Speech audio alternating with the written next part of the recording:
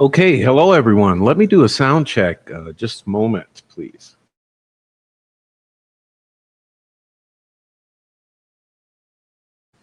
All right, that looks like it's working. So hello to you and welcome to Tuesday night. Okay, Tuesday, August 5th it is, and welcome to everyone. I'm going to go back and say hello to everyone as I usually do, and then we'll get started. But I'd like to welcome you to tonight's show, which is called Delphi, Photoshopping Their Killer, The Girl's Not on the High Bridge. Okay, so welcome on in, and we have a lot to discuss tonight and get into, and thanks for being here. Okay, so first of all, let me say hello to Adrian, who's in here super early. Welcome, Adrian. Also, Granny D, Oleg Cat, Miss Pie Crust, Topher, Brenda Mays, and Carol, Scott LaFleur, Rebecca Ann, also Pertinent. Welcome to you. Thanks for saying hello to everybody. Jojo is here. Welcome, Jojo, for baby daddy. Hello to you. Aaron M. Town, welcome to you. Deb, welcome, and thanks for saying hello to everybody. Good to see you. Misunderstood. Good to see you. Okay. Lowered Customs. Hello to you. Music. Samantha Springman. Heather Brown Hebby. Welcome. Sweet Dude Shibby. Hello. Let's see. What else we got in here? Quad. Any other names?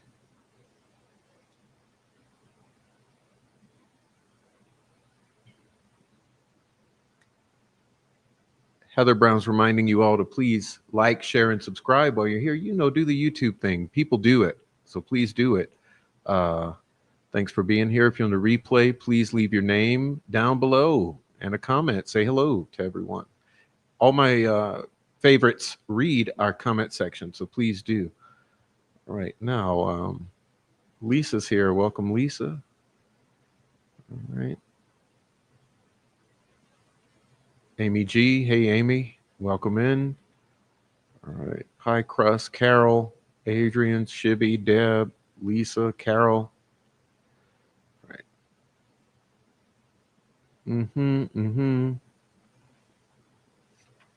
All right. Welcome to everybody. Court of Public Opinion. Hello. Welcome, sir. Howdy, howdy.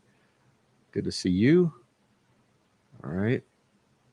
Elizabeth Jones, welcome. All right.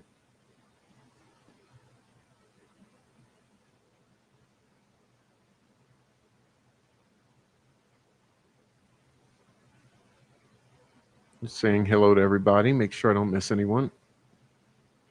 Keith Kellogg, welcome to you. Okay. Scott Perkins, what up? What up? Eliana Davidson, hello to you. Come on in. All right. What's up, Scott? Eliana, Amy.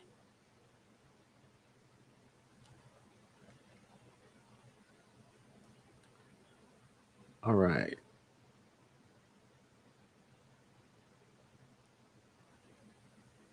All right. What's up, everybody? What's up, Jenny? Hello, Jenny.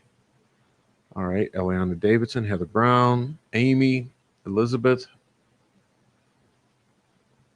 All right. Good to see everybody. Ninja Warrior Assassin says, I'm back. Hello to you. Okay. Just in time. Thank you. All right. I think that's about everybody. Oh, no, there's Gretchen. Hello, Gretchen. All right. So it's good to see everybody. Let's see. Oh, Digital's here. What's up, Digital? Okay, Digital. Z is here. Okay.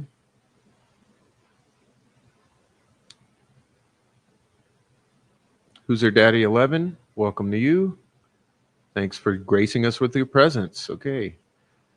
Now, oh, Frenchie 6290 here. Welcome. Welcome. Okay. I think that's about our way to say Big JD. Welcome, Big JD. All right. Tammy Martin. Hello. Okay, Tammy's here. Good. Jamie Blair, welcome. Okay. All right, everybody. Let's see. Dino is here. Where's Dino? I don't see Dino. I don't see Dino, Sweet Dude Chibi. But it's good to see everybody, okay? Maybe Dino will chime in. All right. Nancy Drew 101, welcome. Okay, there you are. Good to see you. Goose is Gammy, good to see you. Thanks for greeting the mods. All right. Everybody's looking good. Nancy Drew, Heather Brown, Pertinent, Digital, Samantha, Goose's Gammy, Lisa. All right. So good to see everybody. If I missed you, just go ahead, drop your name down in the chat. Okay. What's up, Corbo? Okay. I don't want to miss anyone else. Jake Brooks here. What's up, Jake Brooks? All right. Ooh. Well, now let's see. There's one more thing I need to get prepared here. I'll do it while we're rolling. No big deal. Okay, but good to see everybody. So I assume that everybody understands from the thumbnail that we will be discussing the recent, what should I call it? Fairy tale cast as a documentary. In other words, a mockumentary, a promulgating of the fairy tale narrative that is your mainstream Delphi murders narrative, going back all the way to the very beginning, courtesy of Gray Hughes, Sleuth Intuition, and all the other troll farmers, controlled opposition PR team for Indiana law enforcement who has devised this narrative, which was used to prosecute Richard Allen without any evidence whatsoever. Um, yes, Mocu series. Thank you. Perfect. Perfect. Actually, Mocu series. uh, Indeed, what it is. Okay. Um,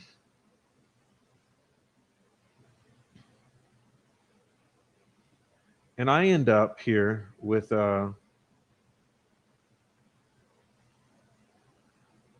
I'm a little tardy with what I want to present here, so I'll be getting there. Let me see. There's two things I want to get ready to upload.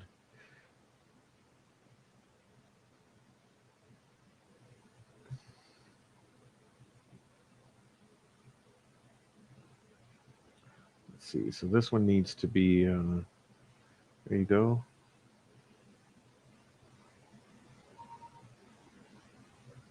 All right. And then let's see. Tell you what, this is it's just a never-ending task.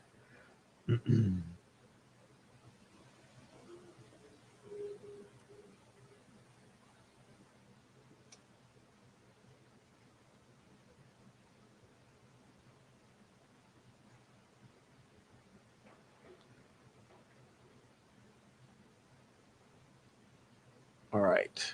Hey, that's Miss K. Welcome, Miss K. Thanks for saying hello to everybody. All right. Yes, it's the Maku series is what we're talking about. The Maku series.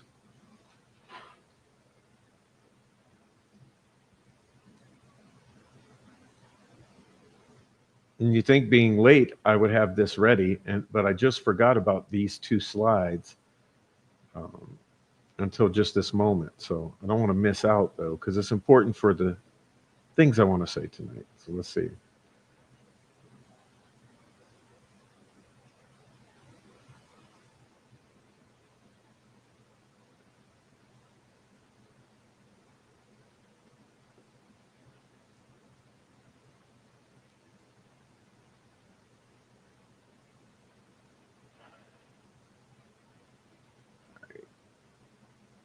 There we go.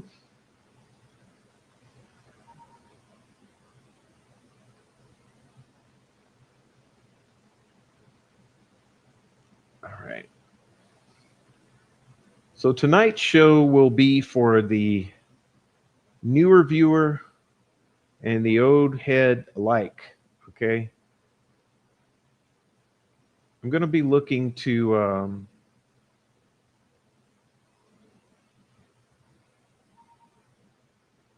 Okay, there's one more. Let's see.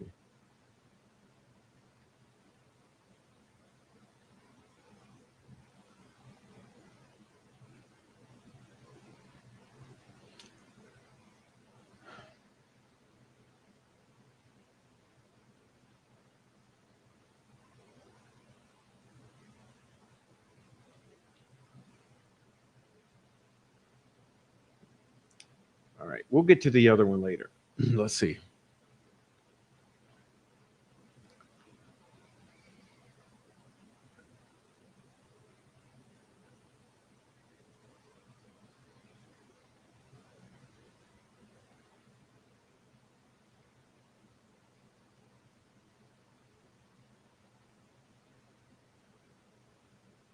All right, there we go.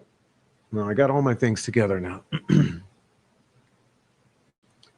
All right, welcome, Ode Mort. Hello. Um, yeah, Tammy. Tammy, let me start off by saying that.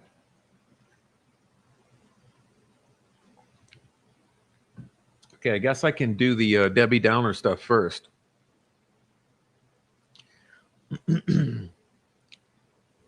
Tammy says, I really wish I could file for a divorce from this case, but my heart won't let me, damn it. Well, let me say this. I really do hate Delphi. I really absolutely do hate this case. And after this Maku series, since this Maku series, um, I am absolutely just disappointed in a way, or that's not even the word. Uh, really, it's hard to keep going. It's hard to keep going in this. Um, but I got to say this. The only thing that keeps me going at this point has been what the exact problem is. Okay. Let's talk about what the problem is here, which is that you have an entire contingent of people from day one up until this day active on social media as a gargantuan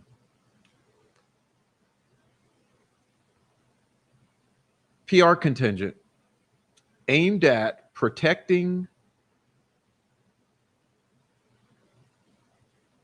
the police or law enforcement of Delphi. The reason being, this is a bury job. They are burying the truth about Delphi. Okay. I'm highly confident that what this crime actually involves is a large criminal element tied to the cartels, the human and drug traffickers of the Midwest, United States. Okay. I think that this crime is absolutely tied to Keegan Klein and the Dropbox and the Vinlanders and other motorcycle clubs trafficking in methamphetamine, heroin, cocaine, and little girls. Okay. And I think that overall, there are tentacles into the world of child pornography and child trafficking, pedophilia, and that oddly enough, it appears that some of the narrative controllers online are also tied to that very same world. We've oftentimes said that the uh,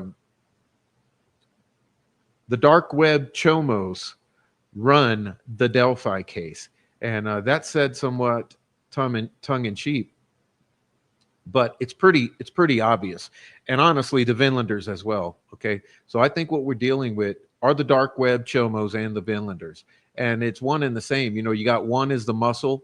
Let's be honest. When bikers traffic in large amount of drugs as a team, you know what they're doing, right? They're running security for the bigger organizations that are trafficking the drugs. So in case you don't know, you've got to go listen to a ton of FBI experts or former FBI who've come out and are now civilians. So when you listen to these former FBI, they all say the same things, that the uh, the motorcycle clubs run security for moving the large amounts of drugs from point A to point B.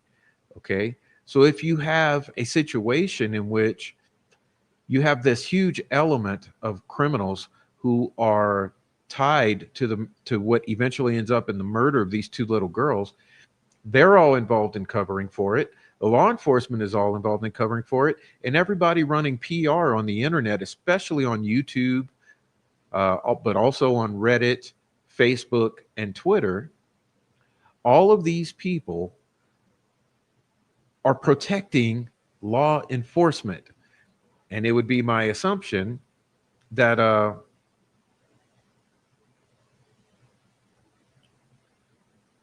that law enforcement is protecting the killers.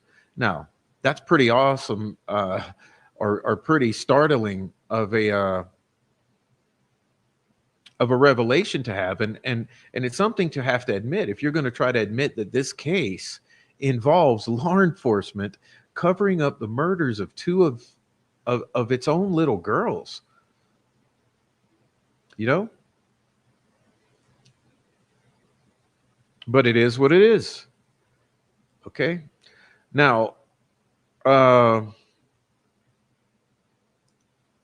let's be honest. The law enforcement and the criminal element have often worked hand in hand. I mean, hey, we got people in this chat right now. They know what I'm talking about. Okay. They know what I'm talking about. In other words, where would law enforcement be without CIs or criminal informants? Okay. Um, I mean, I'm absolutely confident that that's what the Delphi is all about, which is why, okay, you have things like you've seen in the past 24 hours, which is this mockumentary or mockuseries, uh, portraying itself in the guise of a documentary, which is supposed to be a reflection of reality. And it's really something to think about, that you would have people working together to fabricate a documentary which promulgates the state's narrative of this crime, which we know is not an accurate narrative. Okay.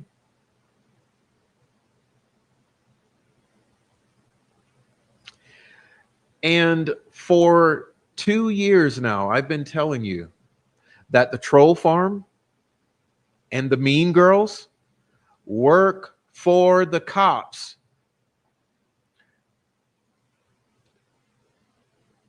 I haven't really received much validation from the general public in revealing that to you.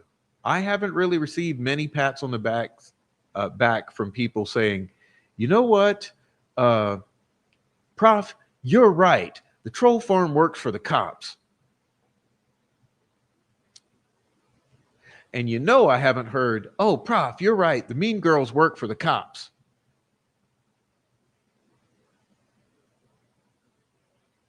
But I will. At some point in time, all of this shit will hit the fan, and you'll realize I was right. They work for the cops, which is why they get to threaten to kill us on a regular basis, and nothing ever does happen. You see, they can sit here and threaten to kill us years on end. Nothing ever happens. Nothing's ever done about it. They can threaten to kill Richard Allen, other YouTubers. Nothing's ever done about it. They're given a free pass, or I should say, they are given free reign of terror over the YouTube streets. They've ruined all of our lives. And it just seems like no one really gets it. Why in the fuck do you think we don't want to sit here and do this anymore?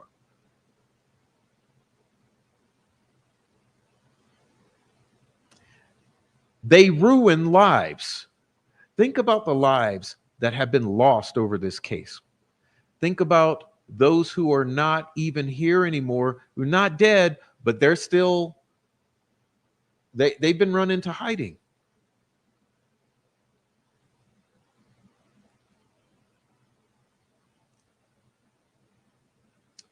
and you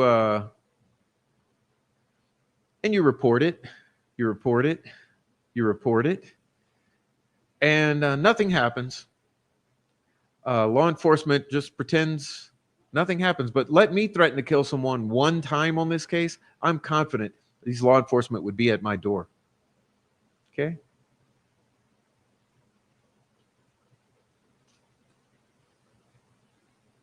And what else? What else?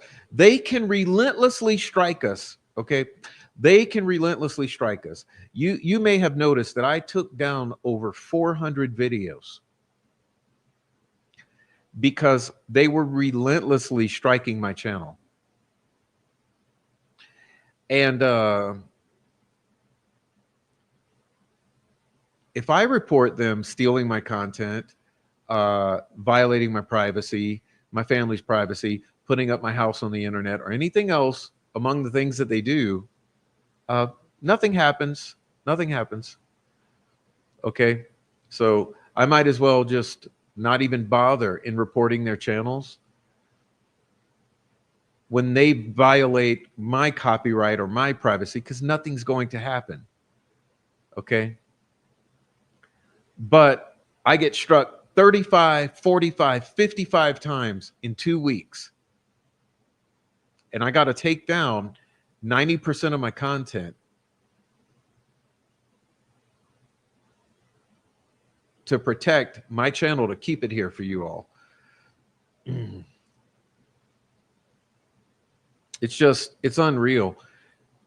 But let me present to you the top 2 statements, okay, from this Macu-series. Hey, welcome in, Linda K. Johnson. Okay, I see you coming in, and anyone else coming in. Chat, please welcome them, okay? Please welcome anyone coming in. Anyhow, I guess let's start this way. I'll give you the overarching, I'm going to make this really, really, really easy for you, okay? I'm going to make this really, really easy for you.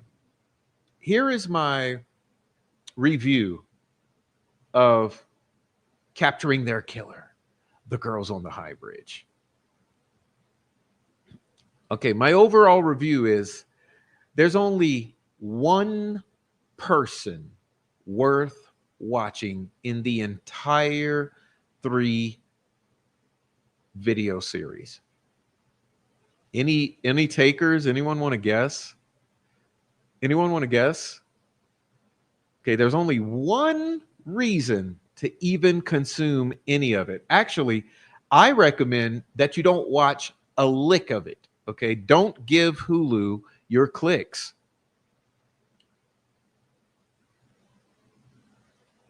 Yep, there you go. Thank you, Eliana.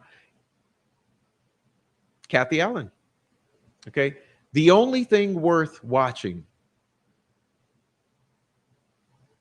in this program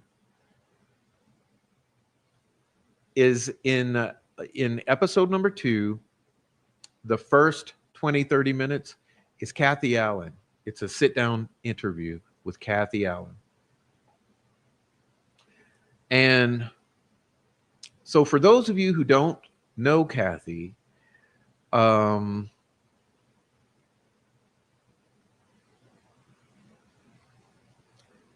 you now get to have a little glimpse into Kathy's life and mind and soul and spirit and attitude and mind. And if I wanted to steal their content like these other grifters have done on this case and play their content here, I would have tonight.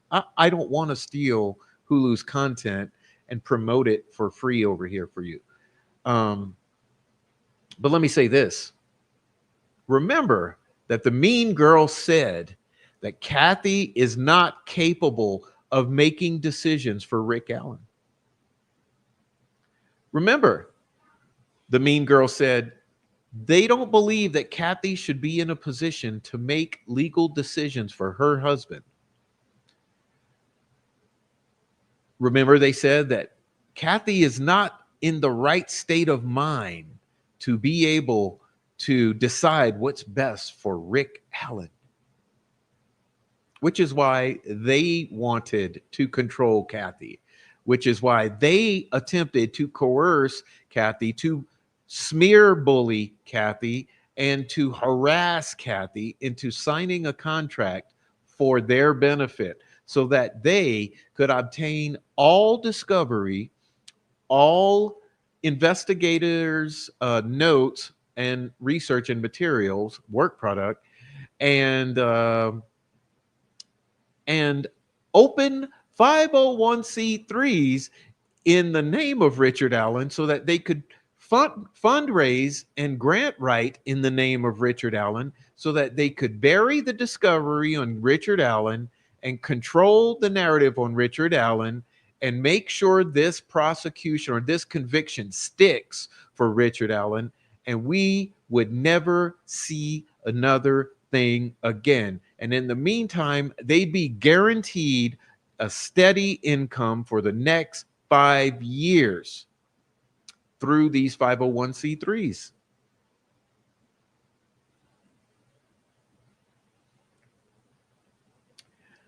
But this was supposed to be to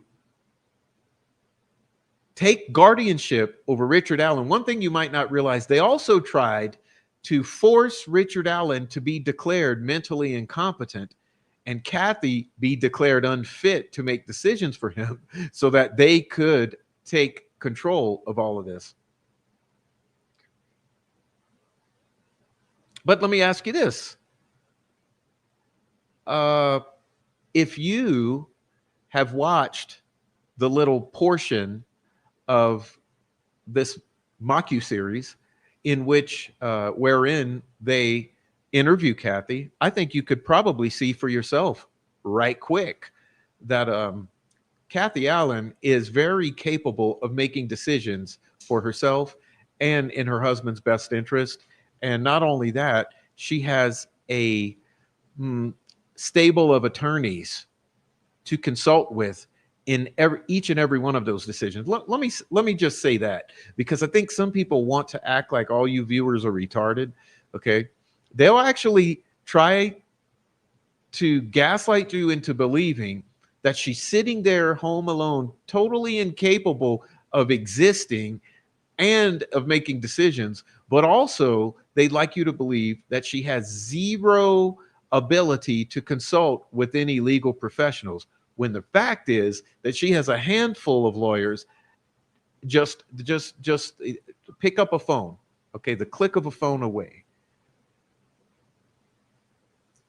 But that's your troll farm, and that's your mean girls. That's your humongous PR operation that's working on behalf of the police or the law enforcement, the state police of Indiana. Anyhow, so as I say, the overall review of the program is it's absolute garbage. Okay, it's furthering the fairy tale narrative of the Delphi murders centered around the storyline developed by Gray Hughes, Sleuth Intuition, and Nick McClellan. Okay.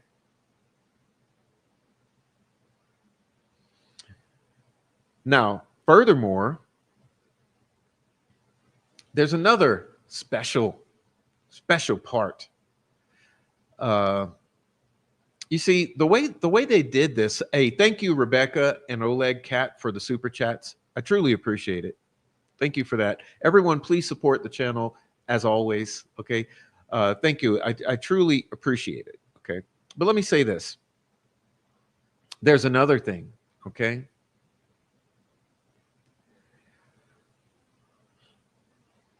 It's very obvious to me that this is a state propaganda piece. Okay.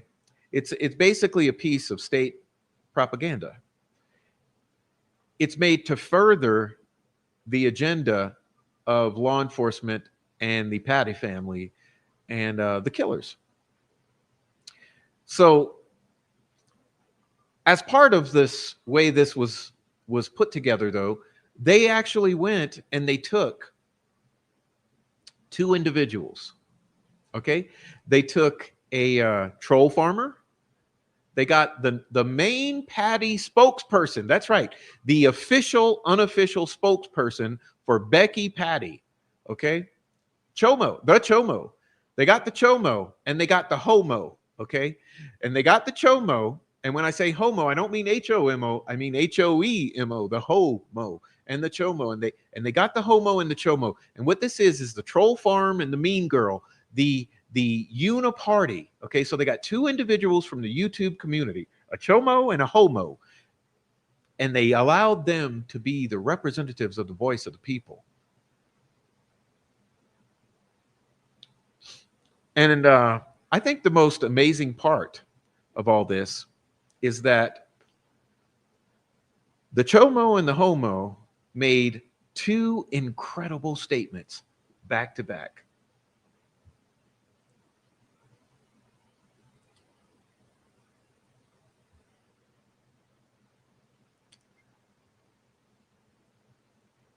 This right here is statement number one.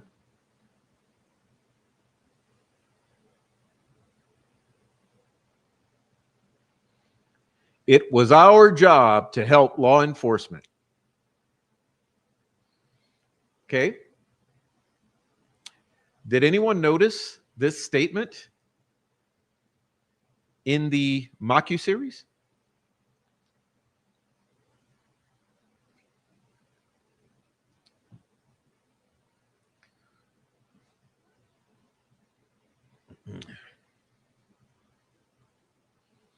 I mean, come on, y'all.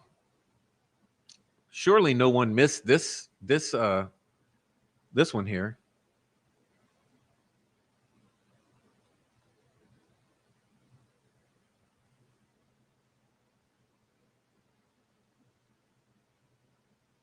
It was our job to help law enforcement, says Troll Farm. All right. And that is immediately followed with the following statement. That was what the police told us they wanted to do.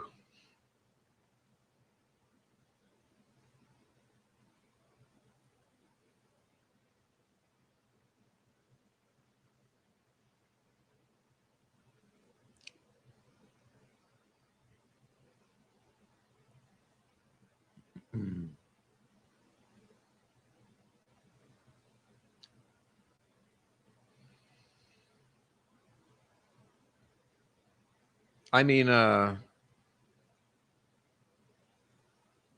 not making this up. Okay. It was our job to help law enforcement. That was what the police told us they wanted to do.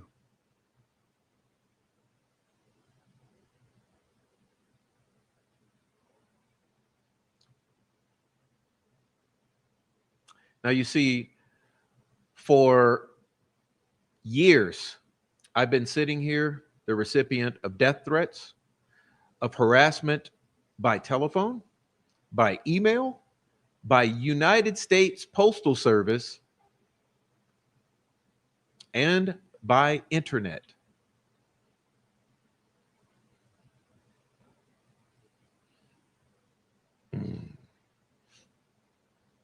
And now it all makes sense. It all makes sense. Because as I've been assuming for years, they're working for law enforcement. Okay? They're working for law enforcement. In other words, it's a green light to stalk, harass, gang stalk, cyberbully, terrorize, threaten, and basically defame by any means necessary to get us off the platform and to shut us up.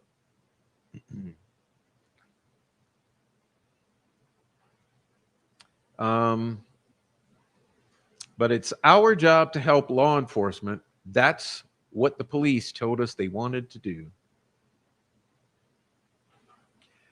And if you're new to Delphi, boy, do you have a bitter pill to swallow, an extremely bitter pill.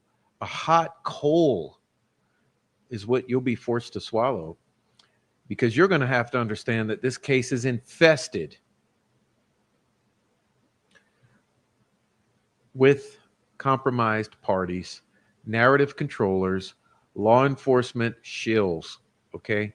And typically, that wouldn't really be a bad thing. You know, you think about it, most cases, it's not that bad to help law enforcement. You know, let's say if you got a case where it's just, it's on the surface, it is what it is, you know? Yeah, you got a missing little girl in the neighborhood. You want to help the law enforcement? Sure, yeah. That would be something you'd want to do. Sure would be.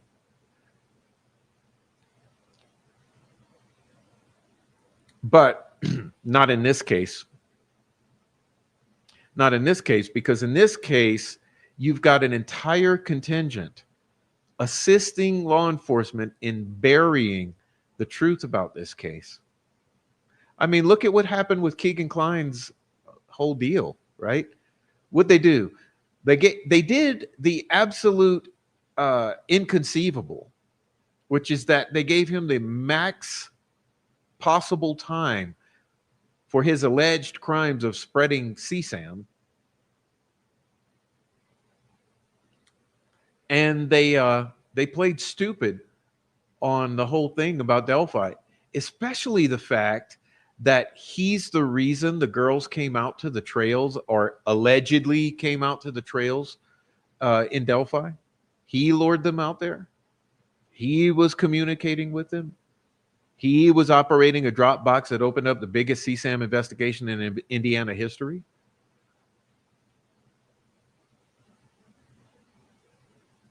And that just disappears. It just vaporizes, goes away. It just goes away into the ethers. And what do they do? Well, they pay him with maxing out his time. Okay.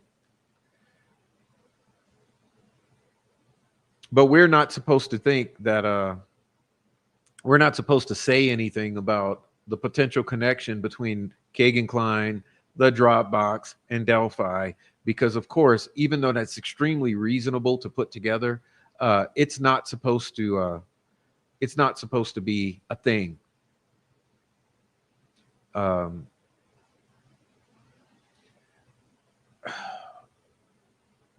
Welcome in, no not. Came in to say, Prof, you're so accurate in your layout of this. You're being gaslit beyond anything anyone has seen.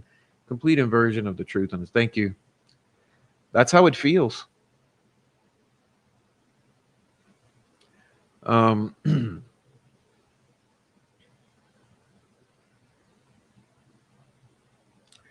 Anyhow, I just found it odd.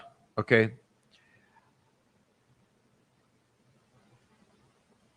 I find it odd how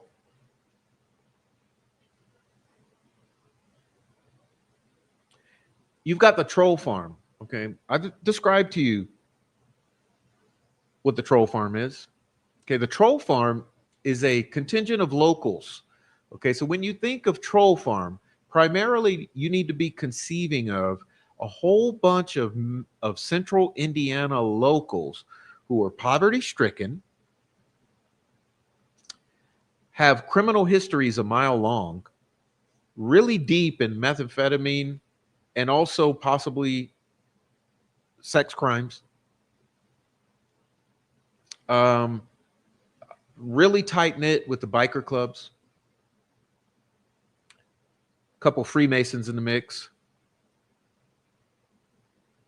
Right?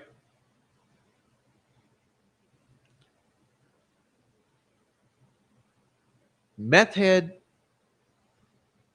trashy, poverty stricken, uneducated troll farm. Indiana centric.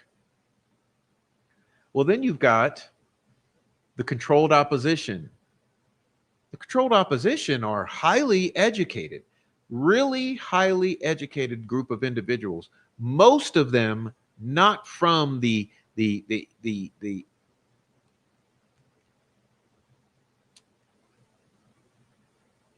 cesspool of Carroll County. Most of them on the periphery and or outside of the state. You got some in Michigan, you got some in Florida, you got some in Texas, you got some in Arizona, you got some in New York, North Carolina. They're spread out all over. But it's crazy because those types are all educated. They're all salaried or something like that. They're more like a professional PR team. So these mean girls are much more like a professional PR operation. And it is my belief that they are employed by some sort of PR firm that does this, possibly in New York, that's controlling all of the PR. So they're all spread out, probably working online for this PR firm in New York, is my assumption. Okay, so you sort of have these two layers. You have the criminal element, meth heady troll farmers who are more likely to be CIs and something like that, related to the victims, to the perps, to the motorcycle gangs, to the traffickers, to the meth dealers, and all of that. And like I say, then you have the more professional PR element, which are the ones who are spread out everywhere and who seem to be much more educated, much more effective in what they do. But there's some kind of plausible deniability in all of this, because the ones who come at you first are the more incendiary, loud, ignorant, inflammatory types. Okay, so you got the inflammatory types that scream, yell, call you a predator and all that stuff. And then, like I say, your next level, which is your educated PR team. And you say, Prof, that's way too many people to be involved in this thing. This is just the murder of two little girls in India. Yeah, I know what it seems like. I know. It's unbelievable to even fathom that this would be possible.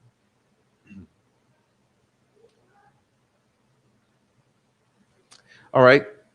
But let's talk about the universals, because when we say things like uniparty to describe this whole operation, I know it might not make sense. So let's talk about what uniparty is. So let me see if I can grab this. Let's see. Uh, okay, let me give this a try here. Let's say, hmm,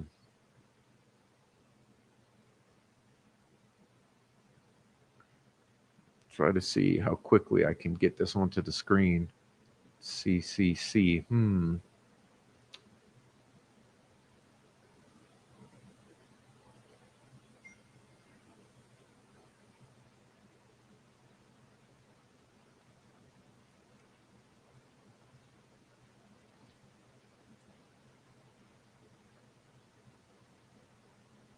It's never easy doing this, so just apologize in advance.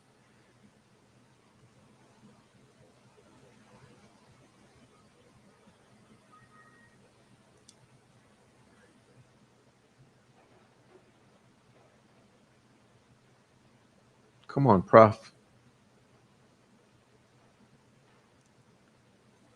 Let me see.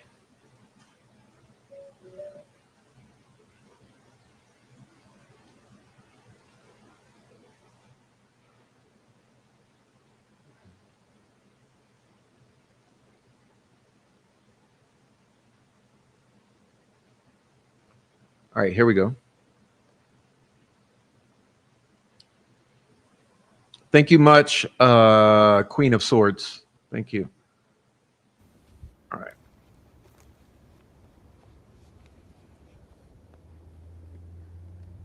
All right, so check this out. So basically,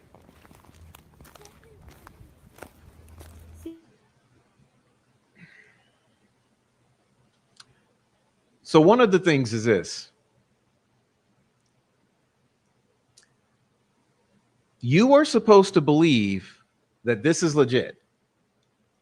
Okay?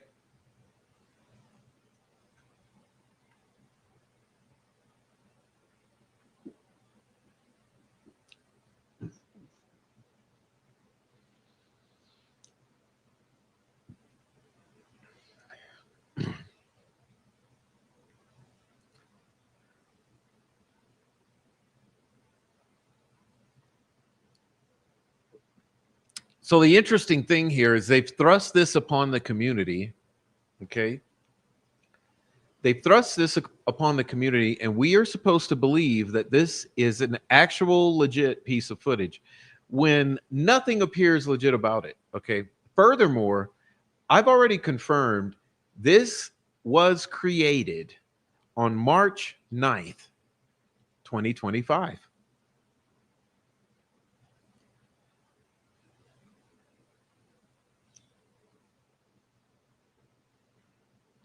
But we are supposed to believe that this is the real deal. Okay. Now, I've already brought your attention. Oh, I can't speak. Sorry about that.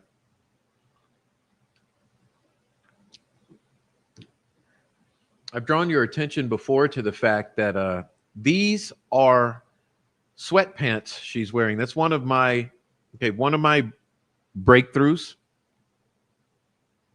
One of my breakthroughs was that in the I realized in the shadow here, you can see that she's wearing baggy sweatpants. Whoever this person is, because we don't know who this is. Okay, you can see their baggy sweatpants.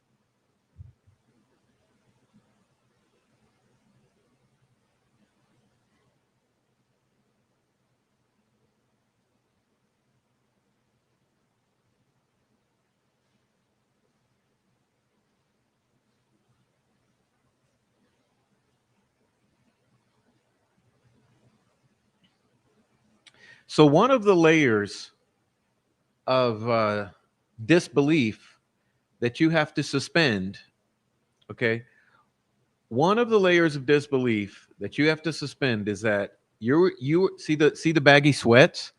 Let me back that up a sec. You see the baggy sweats? Look. Did I not go back far enough? Yeah, okay. There we go.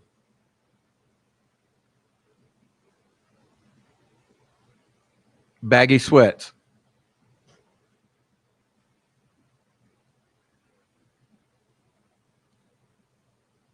Baggy sweats.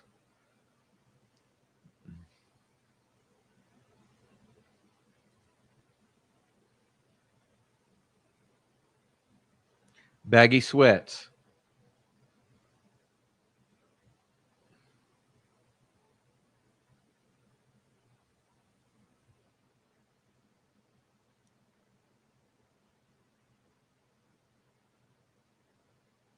Okay, baggy sweats.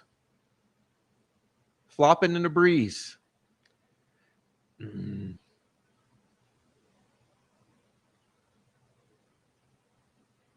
see?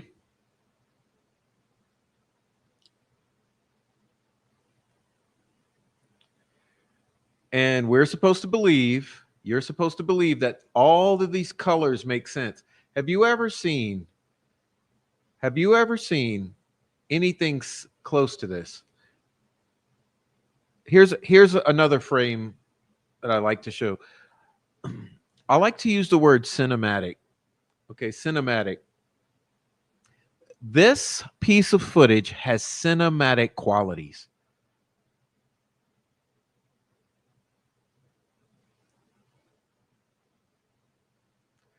The colors. I mean, look at the colors. The colors.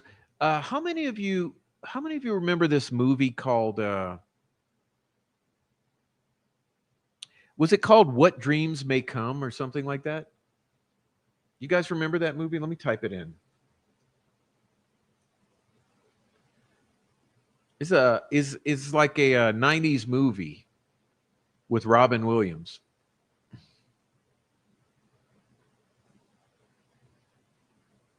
What Dreams May Come? Yeah. Okay. Yeah. What dreams may come. So you know the movie.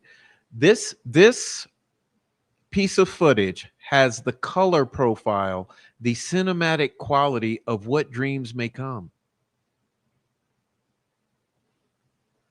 Look at the colors. Look at the blues and the browns and the pinks.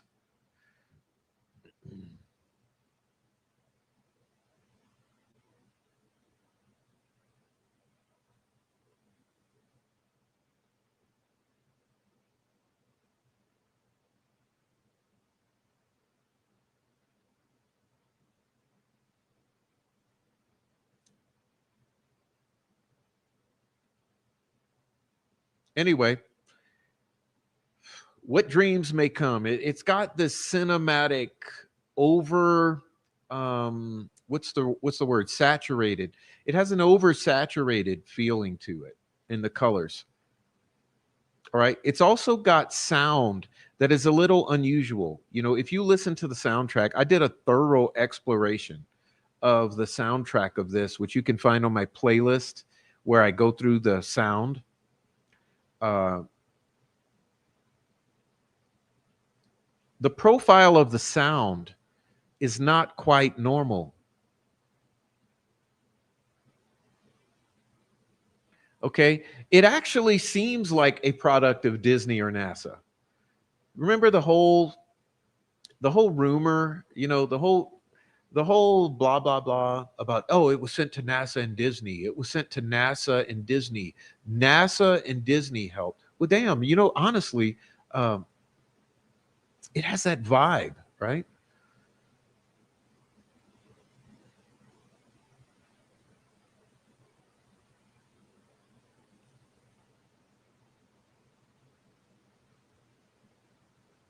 But there's more.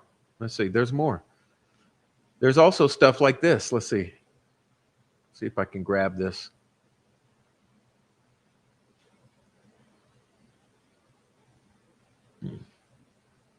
Look at this.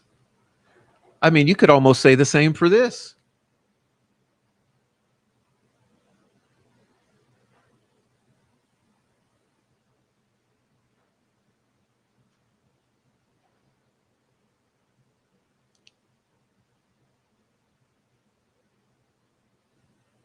I mean, what is this? What is this? When we have had almost, you see, technically it's four, but I like to say five because it's a round number. Um,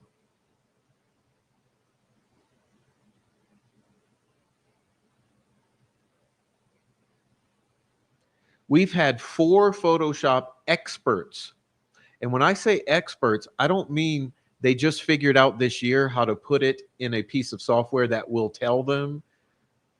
I mean, literal lifelong Photoshop experts look at this. Four of them have told us it's not a point and shoot. It's a photoshopped image. It has telltale signs of photoshopping. Okay?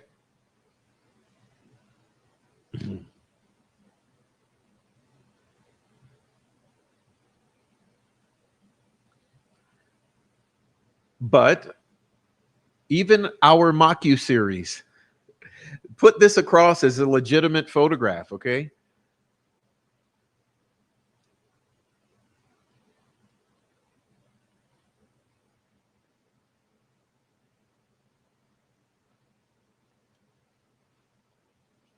It's just mind-boggling that this was admitted at court. Okay, think about this as well.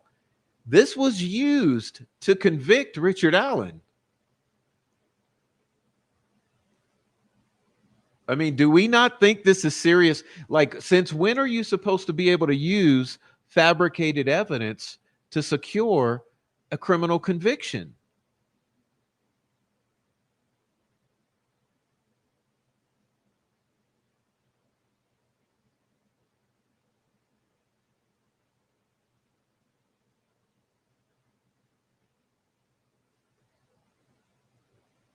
This was not on the victim's phone, by the way.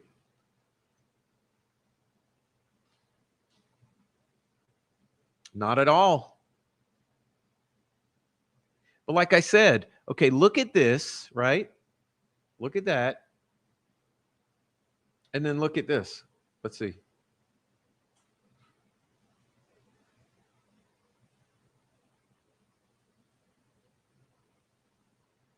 And then look at this.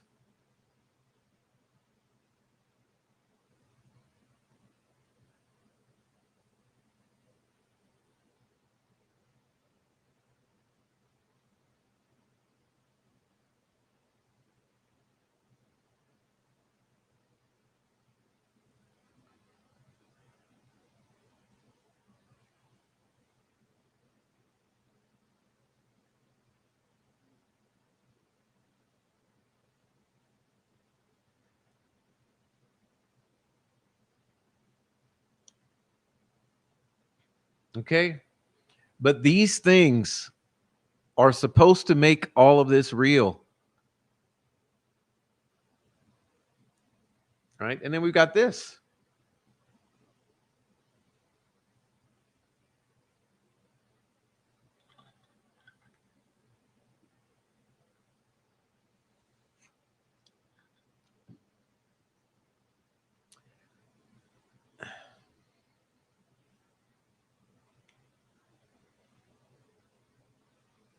You know,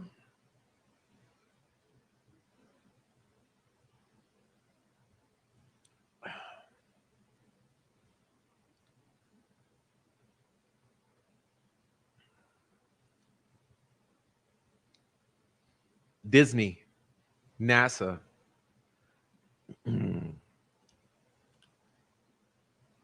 Let's see. You've got a family that has roused suspicions for more than 7 years. See, keep this in mind.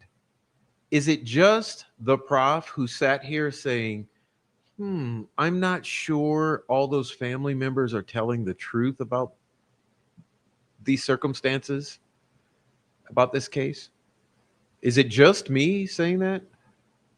Or am I only about the 150th creator to come out and say, hey, yeah, I have questions about the family's honesty here?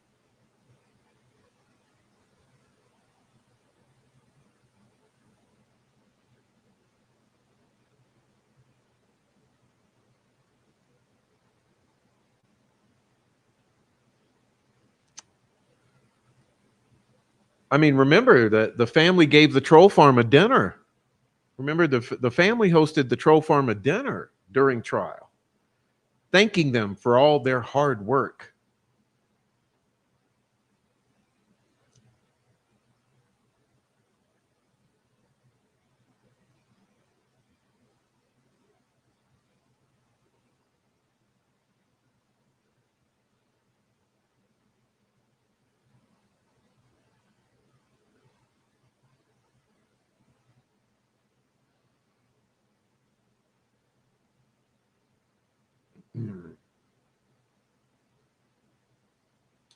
Let's see if I can find this other piece I'm looking for. Let's see.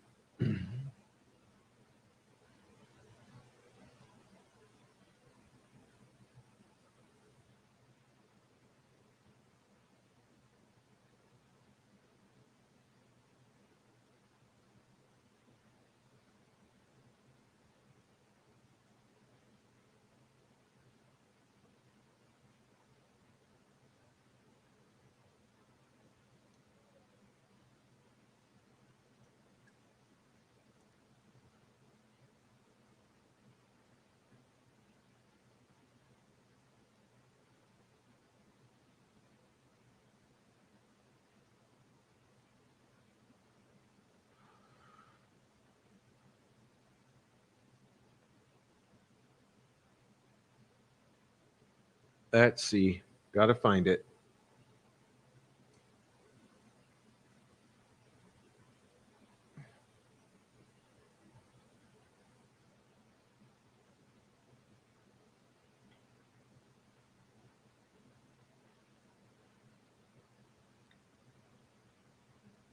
Anyway, with all of those questions,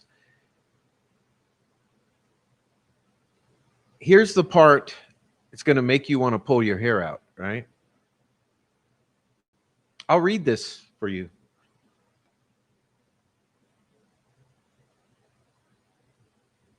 This says, first joint stipulation regarding evidentiary matters.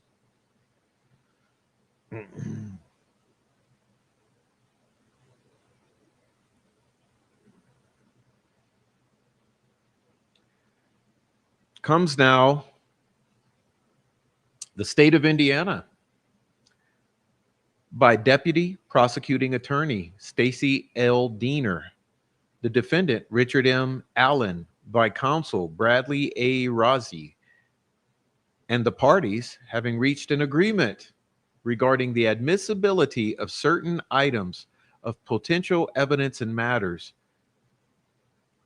related to the separation of witness order pertaining to the jury trial in this cause. The court now finds and orders as follows. Okay, this is where you get your notepads out. The parties agree that the items referenced below shall be self-authenticated without the necessity of a witness verifying its origin, authenticity, or chain of custody. So this will be self-authenticated without the necessity of a witness verifying origin, authenticity, or chain of custody. Now, it claims that the intention of this stipulation is to promote judicial economy throughout the course of the jury trial in this case. However, the parties do not agree to the specific admissibility or use of any item offered as evidence, as each party reserves the right to argue such pursuant to the applicable rules of evidence. Now, listen. In other words, this is what's not going to be questioned by the defense.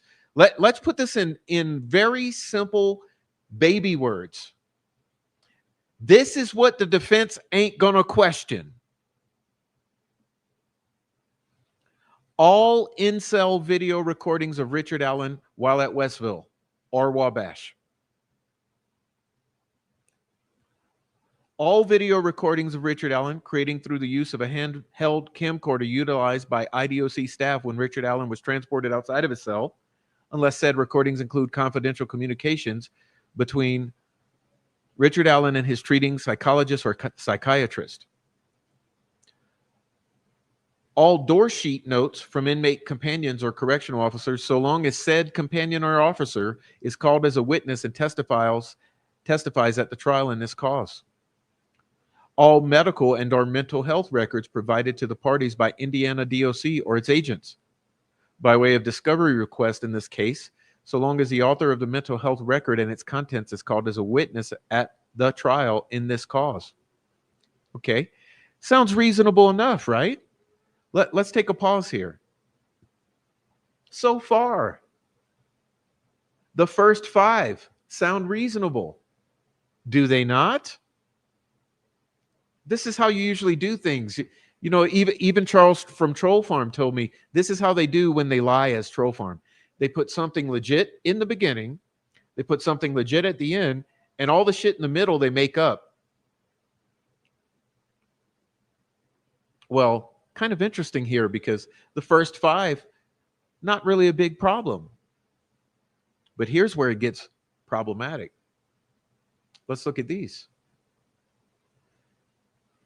Number 6, items collected at the crime scene where the victims were located. What? Items collected at the crime scene?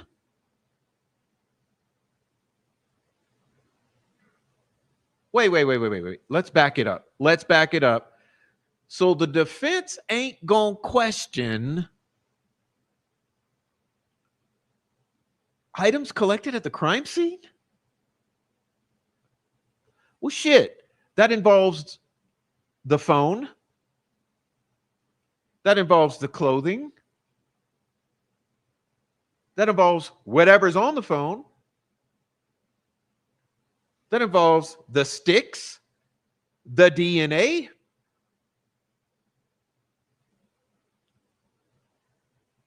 Let's continue. All items collected pursuant to the search warrant of 1967 Whiteman Drive in October of 2022. Wait up.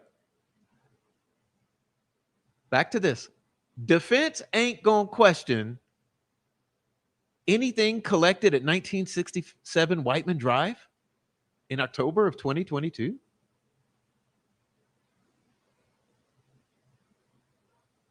It gets worse.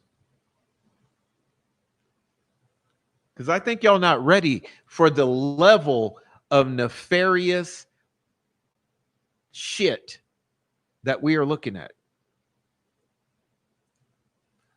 Number 8, all AT&T records containing pings or other communications to and from any cellular towers in the area near the High Bridge on February 13 or February 14, 2017. All AT&T cell phone records for Liberty German cell phone from February 13 and February 14. Get ready for this.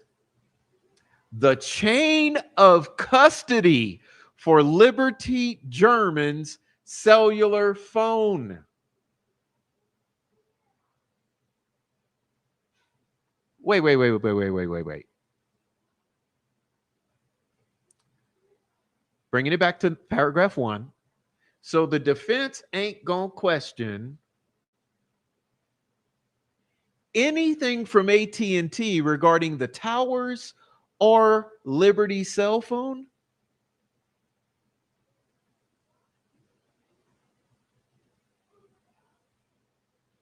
It gets better. The defense ain't gonna question number 10, the chain of custody for Liberty German's phone.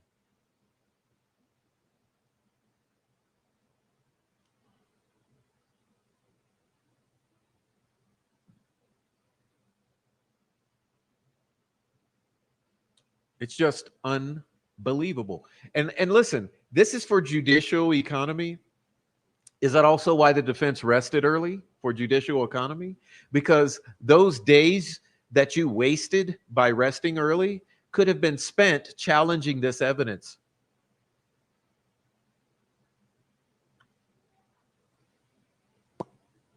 It gets better. Number 11.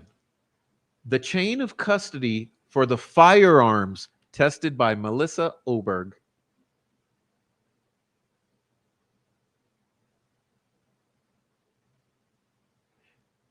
And any electronic extractions of Liberty's phone from Brian Bunner or Christopher Cecil. So we're not challenging any of the extractions of Liberty's phone. We're not challenging the chain of custody for Liberty's phone. We're not challenging anything at the crime scene. We're not even challenging the reports based on the extractions from Liberty's phone.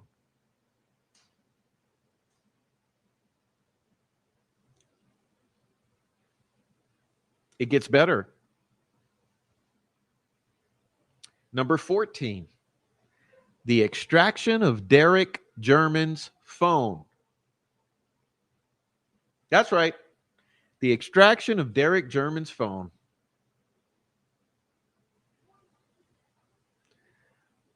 Oh, what else? Let's go back to page 1 again. The defense ain't gonna challenge. Number 15, Harvest Store video collected by the FBI. And drum roll, please. Drum roll. Wait, let's see if can I get a drum roll? No, I don't have a drum roll. I got what I got. Bruh. Okay, drum roll, please. The defense ain't going to challenge number 16. Becky Patty, Mike Patty, Anna Williams, Kathy Allen, Janice Allen, and Jamie Jones shall be excluded from the separation of witness order pursuant to Rule 615 of the Indiana Rules of Evidence, such that all of these individuals shall be permitted to attend the jury trial without being excluded as fact rebuttal witnesses in this cause. Bruh.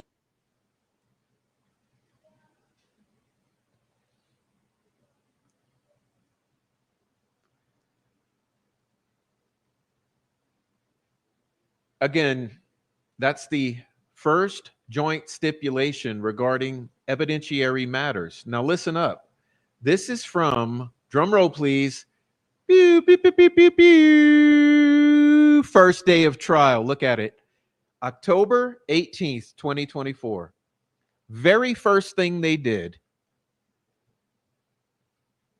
So you mean you ain't challenging this? Nope, we ain't challenging it. Oh, you ain't challenging this? Nope, we ain't challenging. And you ain't challenging this? Nope, we ain't challenging it.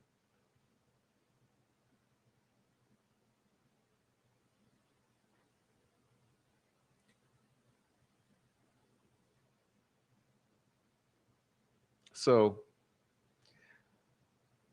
I mean, what are we looking at? This has been my constant call to arms. What are we looking at? You have to stop and ask yourself that. I know it's inconceivable what we're looking at, but you have to ask yourself that, especially the newcomers. It's the hardest thing in the world. There's nothing is going to crack open a newcomer's mind quickly enough. Okay. But any objective person would ask themselves, and so after enough red flags, anomalies pop up, I guess the newcomers will eventually say, what are we looking at? Hey, thank you, Jake Brooks, for the super chat. Thanks for the super chat. Everybody, please support the channel, hit the thumbs up, like, and all that stuff.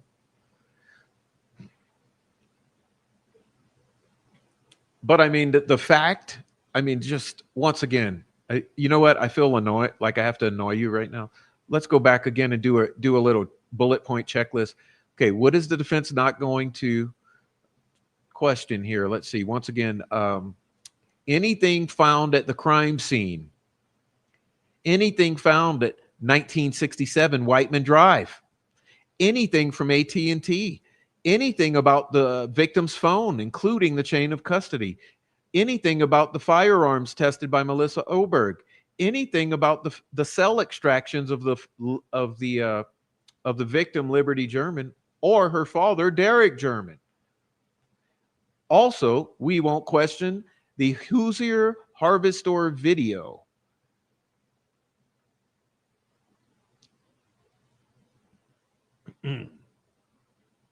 And then we're going to rest early. Then we're going to rest early with days remaining where we could have fought harder. We'll rest early too. So we'll be making it economically judicial as fuck. Okay. Anyway, guys, that's the first half of the show.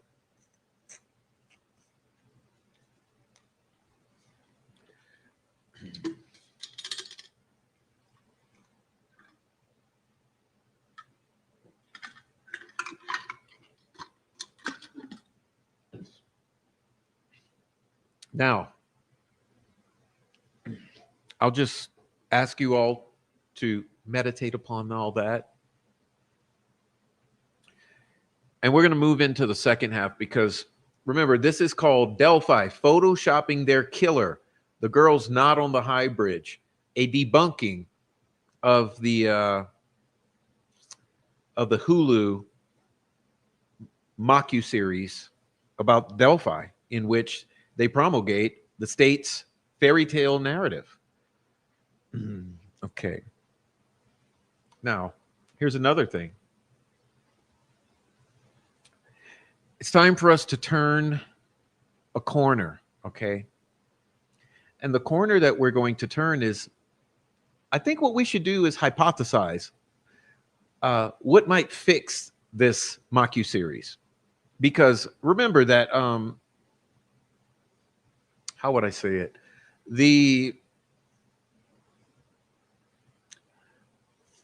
point of a documentary is it has to appear to be balanced storytelling, okay?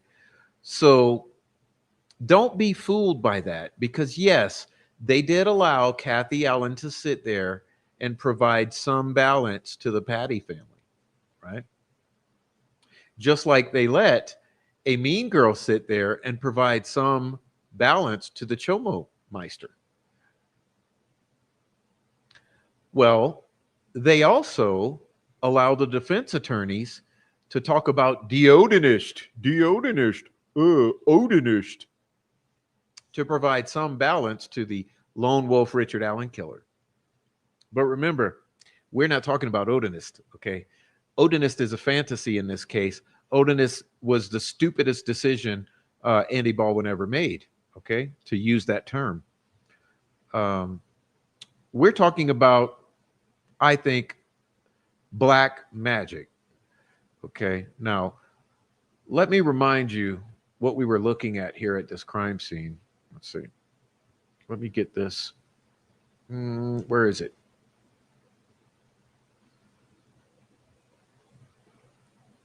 Okay, folks. So first, take this in, please.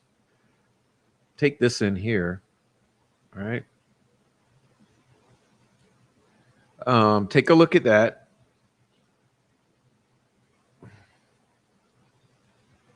You see?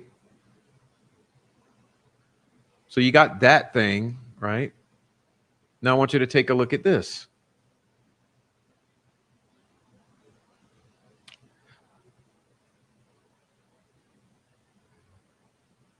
Now that is what, okay, bring it back. Let's take a look at this.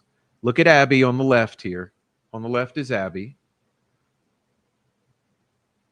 And imagine that it's not all pretty and animated. This is necessary so that we don't get a complaint on YouTube. But look at Abby's animated posturing, and look at this. All right. And there's more.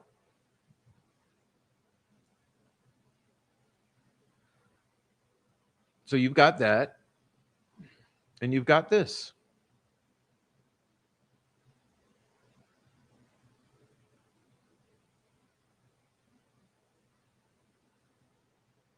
Okay.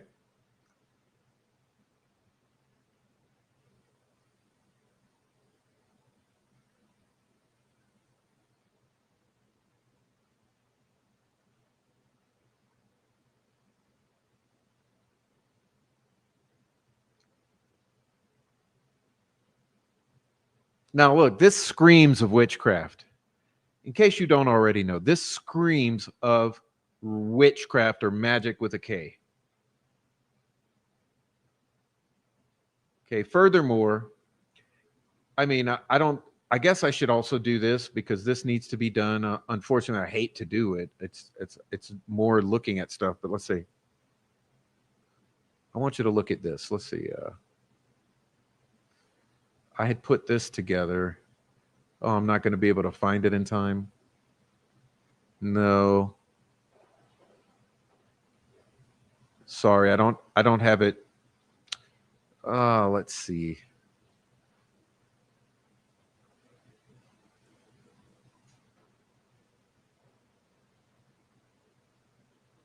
Let's see.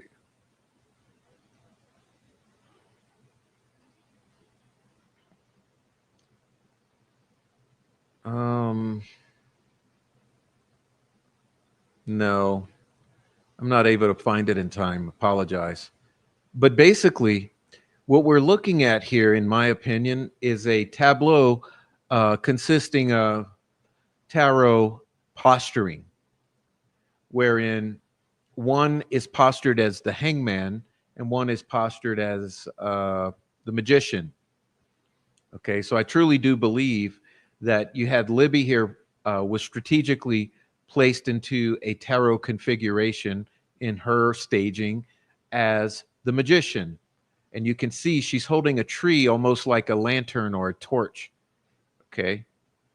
And then you look at Abby here, she's postured as a hangman. Okay. And like I said, so if you got tarot posturing or tableau of the tarot, and then you've got this indicative of witchcraft.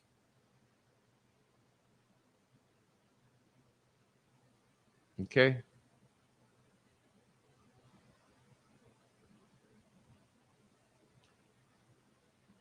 This is the truth of the Delphi murders. And this is a reason that, remember, they sealed all the crime scene photos. This is why. This is why. To keep you all from seeing the actual posturing of the bodies, the actual way they look, the actual lack of blood and pallor mortis, and then the actual stick configurations on the bodies. Okay, well, that's interesting because I want to do a couple things. First of all, I want to pull this up. All right. This is from the August 1st, 2024 hearing. All right.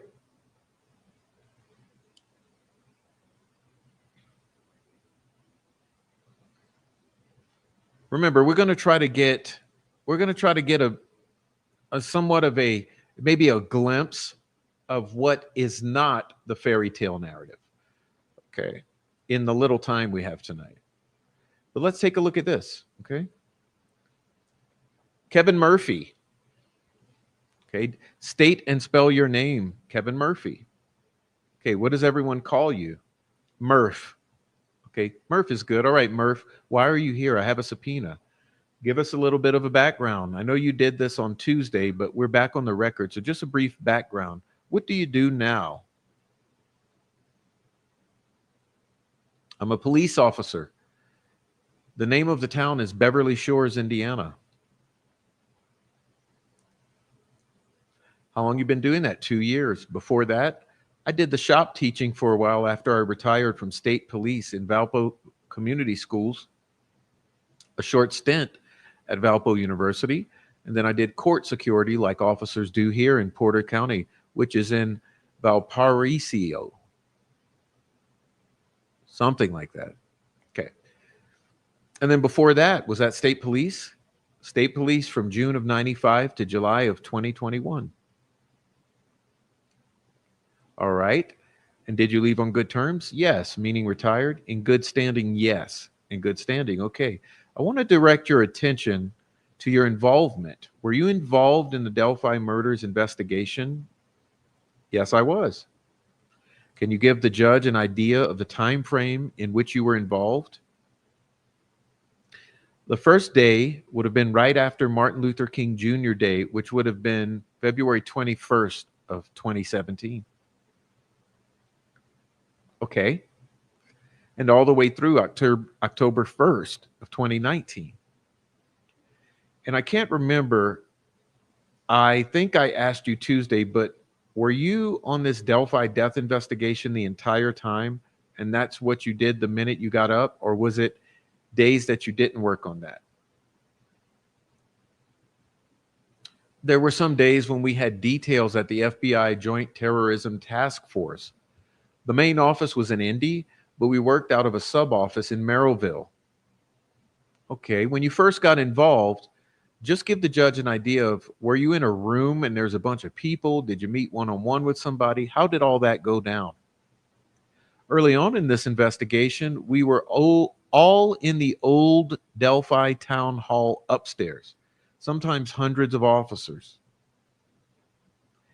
We'd get down here 8:30 and usually have a briefing and go over what had transpired the day before, and then the tips and leads we were all going out on, and often divided into two people teams.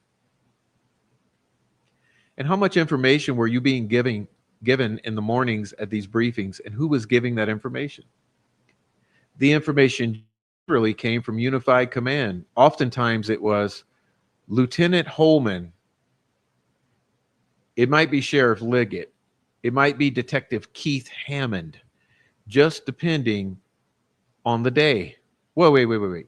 So you're, wait. Jerry Holman, Bruh. Sheriff Liggett, Bruh.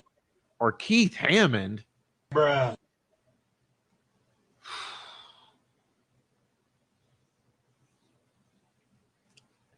And then I'm presuming that that wasn't the only time you received information at these briefings in the morning. Were there other conversations, private or not private in the sense of what's happening, that it's whispered, that it's whispering, but just as a matter of the course of investigation, talking from one person to another? Were those kinds of conversations as well? Yes. Outside of briefings? Give me an example of that. Well, I remember early on, I went out a lot with my classmate who's a lieutenant at Bremen, Lieutenant Chad Larsh. And we seemed to go out on a lot of the tips that involved the most terrain, the most difficult people to find, because we've been SWAT team members and we worked well together and we were always teamed up during those years. So we did a lot of details that were sometimes more difficult to get to. Well, what was your understanding of the time frame of when the girls were killed? What was your understanding, and what was your understanding based on? So approximately after the last evidence of them being on the bridge, which was, I think, 2:13, it might have been 2:15. So from that general window of 2:15 to about 3:30 that afternoon, so about an hour and 15-minute time frame. And when and where did you get that as the chunk of time that it took for those girls to be abducted and murdered? It was generalized from that end of the bridge to where they were found the following day on the 14th, that a fair window of how long it would have taken for everything to transpire would have been an hour to an hour and 15 minutes. Whoa, did y'all hear that?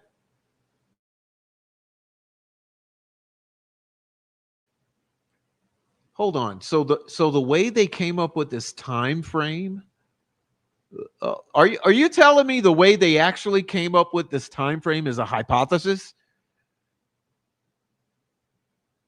Once again, so Andy Baldwin asked him, when and where did you get that as the chunk of time that it took for those girls to be abducted and murdered? And Kevin Murphy says it was generalized from that end of the bridge to where they were found on the following day on the 14th, that a fair window of how long it would have taken for everything to transpire would have been an hour to an hour and 15 minutes. Wow. Wow. So that's where that actually comes from. So not the point, that there's evidence that proved that the girls were somehow abducted and murdered between 2:15 and 3:30. Not any evidence pointing to it, but just a generalization. Look at line number 13 here. It was generalized from that end of the bridge to where they were found the following day on the 14th, that a fair window of how long it would have taken for everything to transpire would have been an hour to an hour and 15 minutes. Bruh.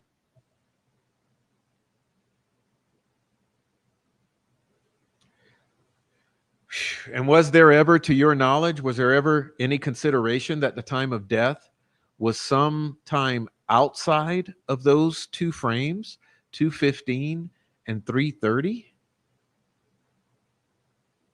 I had never actually heard any time of death in the time I was here. Bruh. Again, when was the first time that you were on the case? Starting February 21st, which was a week to the day after the girls were found. Okay. What was your understanding, if you have one, based upon your readings or based upon information you were receiving from anyone, as to how many people were involved in the murders? Based on the crime scene, the specifics of it, the intricacies of it, it could have been as few as 2 or 3, or even maybe 5 or 6. And those two numbers always stick out in my mind. Maybe 2 or 3, but possibly 5 or 6. Bruh.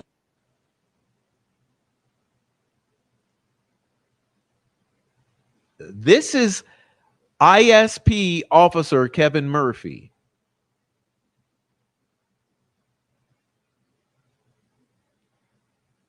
Was it always the same, 2 or 3 people, or 4? Would you say 5? 5 to 6? Yes, it was.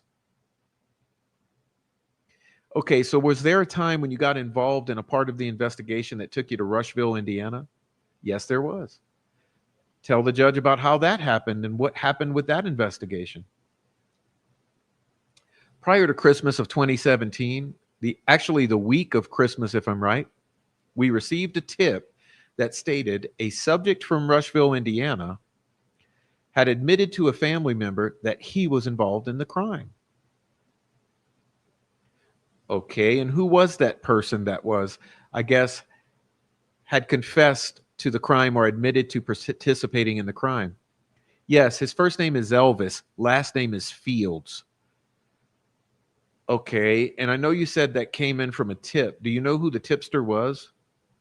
The tip was difficult to understand, but I think it ultimately came when my investigative partner, Greg Ferencey of Terre Haute PD, somehow got it to our command center, and it came from a woman by the name of Misty Moore.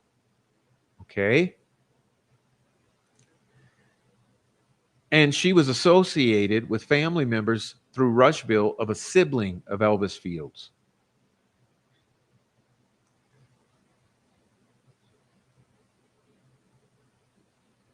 All right. So once you heard that there had been some type of statement made by Elvis Fields' involvement in the murder, what then did you do?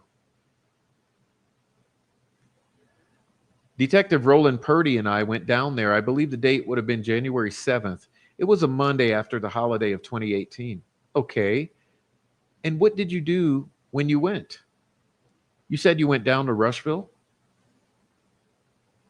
We met here in Delphi at the command center, the old NIPSCO building, and then we went to Rushville, Indiana, where we had prearranged to talk to the sister of Elvis Fields. Okay, and after you talked to the sister of Elvis Fields, what did you do then? We got a hold of Unified Command. We thought this was a very sustainable tip, something that needed to continue to be investigated, and we continued to investigate it from that point on. What made you think it was worthy of being investigated? The information provided to us by the sister was very specific about the crime scene and what had occurred, and it just seemed like information that no one else would have known. Let's repeat that one for the people in the back.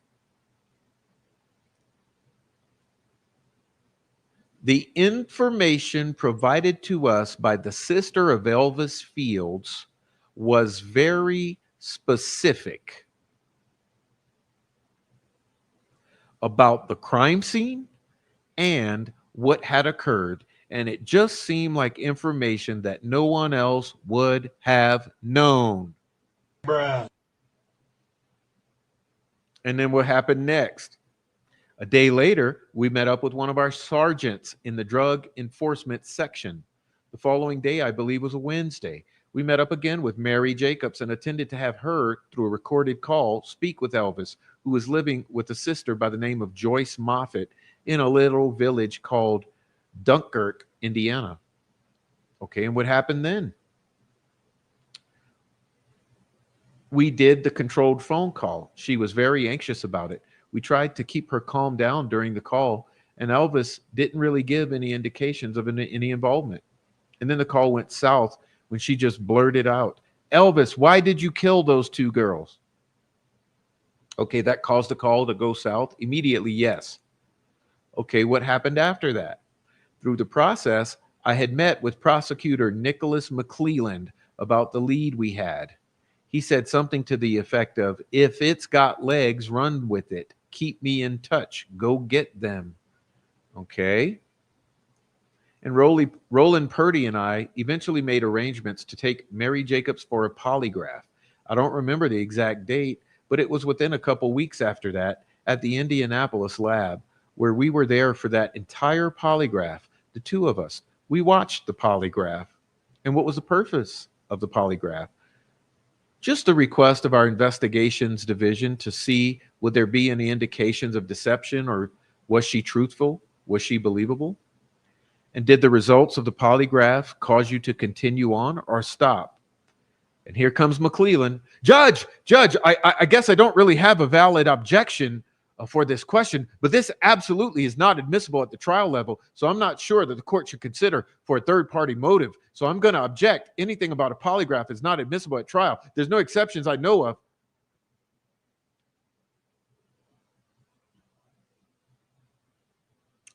Every time McClellan freaks out and objects, you need to pay attention. And so I'm going to object with the question to the question, Judge. Okay, sustained. All right. After, I don't know how else to say it because I don't know. It's a polygraph. After the polygraph, what happened? We still continued our investigation. Okay, let's pause. Let's pause. So let me ask you guys out there, because you're very smart.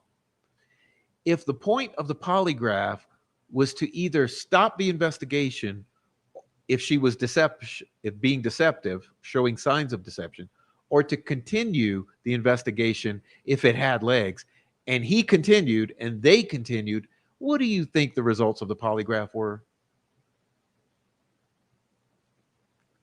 We still continued our investigation. And in what form? We found after that event the possibility of more people being connected to the crime between the town of Rushville and Delphi. Are you still working with Roland Purdy at that time, or are you working with other people?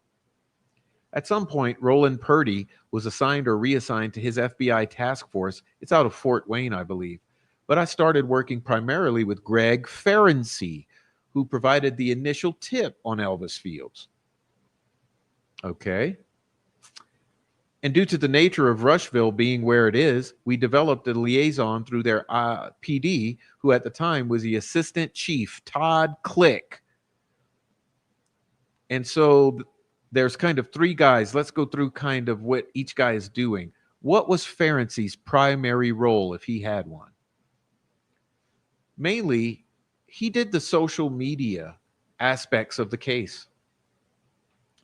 The larger part of what was going on in Delphi and the Rushville end of it was handled by Todd Click. But it just came upon me that my entire focus was on Elvis Fields. Okay, so what was the next thing then that happened with Elvis Fields? We talked to him a couple times. I remember Lieutenant Holman and I even did some sort of interview that was recorded, and we documented with Elvis Fields. And I believe he even consented to a swab for DNA. And what happened after that swab was taken with Elvis? Did he stick around and answer questions? When we finished up with him at the PD, he didn't have a ride home. I remember it. I felt bad for the guy, so I got him back to his trailer in Rushville. I don't know that I could get you hit there today, but I remember getting him back to his trailer in Rushville. And what happened, if anything, when you dropped him off? I dropped him off, and he kind of walked towards his trailer, and then he turned around. I'm like, where's this going? And he walks back. I roll down my window, and I go, what is it, Elvis? Or whatever I said. I got a question for you. I said, yeah. He goes, that swab I did, if that happens to show that my spit is on one of the girls, but I can explain that away, am I in trouble? Do I have a problem? And I'm like, my response was with the generality of, if you can explain away why something like that happened, I said, you're good. And then I was just stunned and started making calls. Who did you call? Well, my first call was to Jay Harper. And was he part of Unified Command at that time? Yes. And then what? Who did you call, if anybody, afterwards? I might have called Steve Mullen. I'm not really sure. That's going way back, but I'm positive my first call was to Jay Harper. What did you, as an investigator, consider that question that Elvis asked you to be important in terms of the investigation? I made a mistake that day. You made a mistake. I made a mistake. Well, what was the mistake? I should have thought about what I just heard, even though I followed command, followed the chain, and I should have just said, Elvis, let's go get some food. Let's go get some food. Let's go back to the PD and let's talk. And I should have opened that up further, and I didn't, because it just didn't seem like, without not support, but the resources of another officer, that it's something I should have done. And I thought we could have at least revisit it immediately in the next couple days. Okay, so you have some, this sounds like you have some regrets about how this was handled on your end. I do. I'm human, and we make mistakes every day, and I feel that was a mistake. Okay, well, what after, that does seem like kind of a big deal, what he said or what he asked. What happened then? I documented that entire day. Did my typical Word document, put in the supplement, might have emphasized or highlighted what he said in exact words, because I felt that it was so shocking. Okay, Mr. Baldwin, I'm sorry. This is going to be, I have to be one of those things, Judge. I can't locate the report from a couple of days ago. Do you know what I'm referring to, Judge, as, I do not, sorry. Okay, that's fine, that's fine. His report, yes, I do. Okay, do you know what I'm talking about? I think it was Defendants S. Thank you. You were here the other day. I handed that to you, and just remind the court of how that thing got put together, how your report got put together.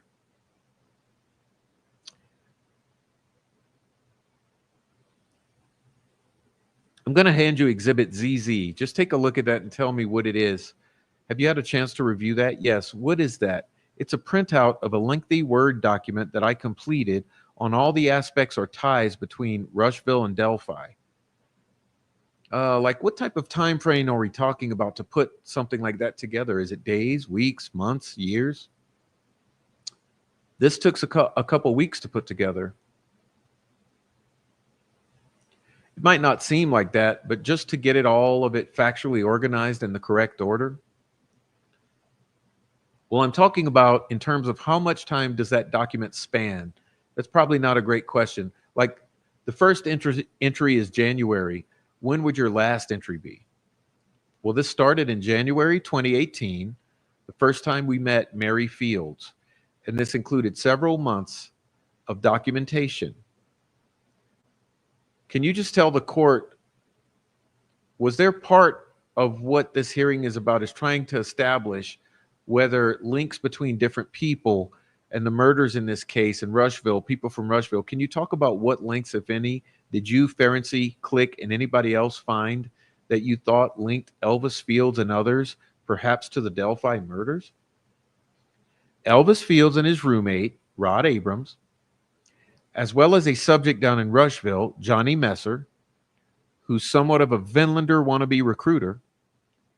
And then up this way in Delphi with Patrick Westfall and Brad Holder became like our five that were the pieces that put all the puzzle together. What do you mean by that? Just the link between the two communities and what had transpired throughout our investigation with what we thought might have happened. Okay. Let's start with this. How were they linked? What links did you find between Brad Holder, Patrick Westfall up in Delphi, and Elvis Rod, and did you say Ned Smith down in Rushville? Yeah. Greg Ferenczi and I worked together, and he did Facebook gatherings of investigations. I know he did slides. He put everything together, and we were able to put together that all these people seem to know each other and know each other throughout their circle. Okay. But why would that necessarily mean that they're involved in the murders just because they all know each other? Part of what we considered is that they seemed to know things that no one else would know unless they were involved or were there. bruh, Again, part of what we considered is that they seemed to know things that no one else would know unless they were involved or were there. Okay, does that include Brad Holder? Yes. And what do you know? I believe Greg Ferenczi, that was more of his thing, was the Brad Holder end of it. Yes. But did he share with you what his investigation involved? Yes, he did. Okay. What was it about the investigation that caused you to think Brad Holder knew things about the murders that he should not have known? Postings on Facebook that Greg and I talked about, and he showed me that mimicked what was the crime scene.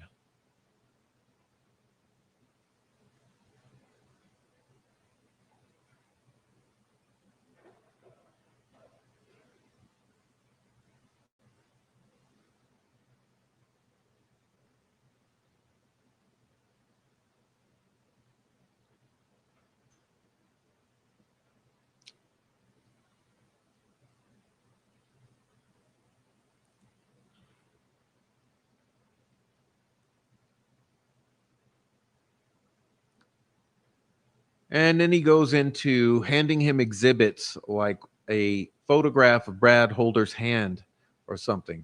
And he says, I'm going to hand you what's been marked today for today's hearing as Defendant's Exhibit KK. Have you ever seen that? Yes. What's the significance of that? This looks to me to be a symbol often referred to as a rune.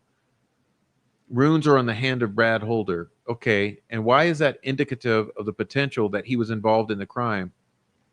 This marking on his hand, to a person with common sense, closely resembles one of the way one of the victims was marked at the crime scene.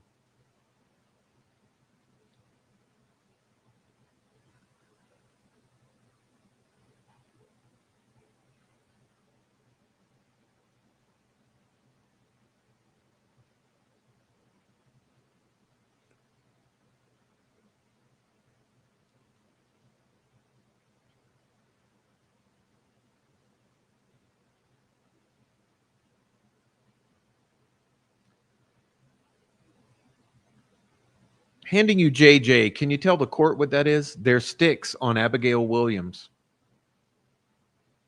It's tough to look at for you? I'm sorry. Yeah, it's tough. Why? It sucks. How long did you work on the case? 2.5 years. I don't want to look at it anymore. I'm sorry. That's an example of one of the things you think links Brad Holder to the crime. Is that correct? Yes. And then you had Elvis down in Rushville saying, what if my spit is found on one of the girls? What links did Brad Holder have to Elvis? He's a follower. He's a wannabe. He would mimic almost every day, Greg Ferenczi told me, the kind of things that Brad Holder would post on his Facebook. Did you ever see the Facebook photos that mimicked each other? Yeah. If I handed you those, would you be able to identify what you saw? Yes, sir. I'm handing you what's been marked as AAA. There's no photos in this other than what I think are Facebook photos. Tell me when you're done reviewing that. I'm good. Are those images are they familiar to you now that you've looked at them? Yes. Tell the judge what they are. These are Facebook postings from Holder and Elvis where Elvis mimics Holder. Okay. Do you think that, well, describe to the judge. I mean, she can see it, but describe the first one you see. Judge, I'm going to object. The exhibit speaks for themselves. They've been admitted. The court can look at them. He's identified. He's seen them. That's fine. I'd like to look at them so I can know which ones he's identifying. But other than that, I'm going to object, going through each photo to have them describe them. The court consider those. Okay, I'll move on. You haven't moved to admit them yet. I do move to admit. Okay, AAA. Can I just look at them just so I know which ones? I don't have an objection. I just want to see the ones. No objection. Okay, AAA is admitted. Thank you, Judge. While I'm thinking about it, I would ask to take judicial notice for the purposes of this hearing of Kevin Murphy's testimony from this past Tuesday, day one of this 3-day hearing. Thank you. Do you think that those images, like for example, the one had brass knuckles and brass knuckles with weapons around, is there any way that that could be a coincidence? No, it's not a coincidence. How in the world would Elvis Fields ever learn the name of Brad Holder? Through being in Rushville, he had an association with Johnny Messer, who had an association with those up here. And I'll just say it. They were proclaimed either Vinlanders or wannabe Vinlanders, which is a crazy fucking faction of Odinism. So in other words, Vinlanders. And did Elvis know Johnny Messer? Yes. And did Johnny Messer know Brad Holder? Yes. Did you and Greg Ferenczi ever ask for search warrants for Elvis's home? I recall we did. Do you know if any search warrants were ever authorized? I don't remember that, sir. That's fine. Was Brad Holder ever a suspect in this case to your knowledge? In what we were doing? Yes. What do you mean by that? In what we were investigating? Yes. Okay, what about the morning briefings in 2017? Was Brad Holder a suspect then? No. Were you reporting your work to Unified Command on a regular basis? Every day. Okay. You talked about Rod Abrams and Ned Smith. Who were they? So the judge knows. Now, funny, guys. Let's take a little aside here. It's funny, isn't it? So although to Todd Click, Greg Ferenczi, and Kevin Murphy, Brad Holder was a suspect, and although on a daily basis they were handing their updates to Unified Command, who consisted of Jerry Holman and Tony Liggett. Bruh.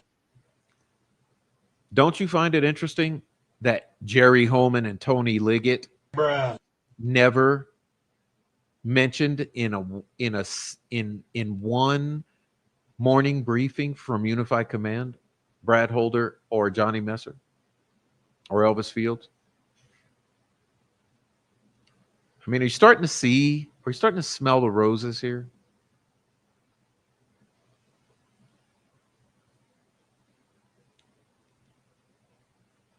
Ned Smith owns a paving company out of Rushville, Indiana, and Rod Abrams and Elvis Fields worked for him seasonally, time to time, when they did paving jobs in Rushville. And this came from investigation and observations by Todd Click. Did Rod and Ned, in the course of the investigation, ever say they were and where Elvis Fields was in February of 2017? What was the date, sir? God damn, Baldwin. You're fucking confusing people, man. I forgot what I even asked you. Fucking Baldwin, dude. When the girls were killed, did Rod Abrams or Ned Smith ever provide an alibi or explanation to where they were? Visiting a sick friend at Ball Memorial Hospital in Muncie called Lamont Stanley. Okay, this is their excuse. This is their alibi. Okay, was there anything funny about their alibi that you remember? They said they couldn't use cell phones there because of the hospital and not having a signal. I remember that specifically. Oh, so plausible deniability for not having cell phones that could be pinged to give you an authentication of that alibi. Yeah. Okay, but did they both say they had cell phones, but they just, if you ping them, they wouldn't be able to? Yes. Kind of relay for me how that conversation happened. It was more with Rod Abrams, I remember, than with Elvis. I remember actually at one point, well-documented interviewing Rod Abrams. I might have been alone without another officer that day, and he told that story. And I remember we checked in on it, and the way I recall is they weren't at that hospital that day. That alibi was not true. Once again, they weren't at that hospital that day. Their alibi was not true.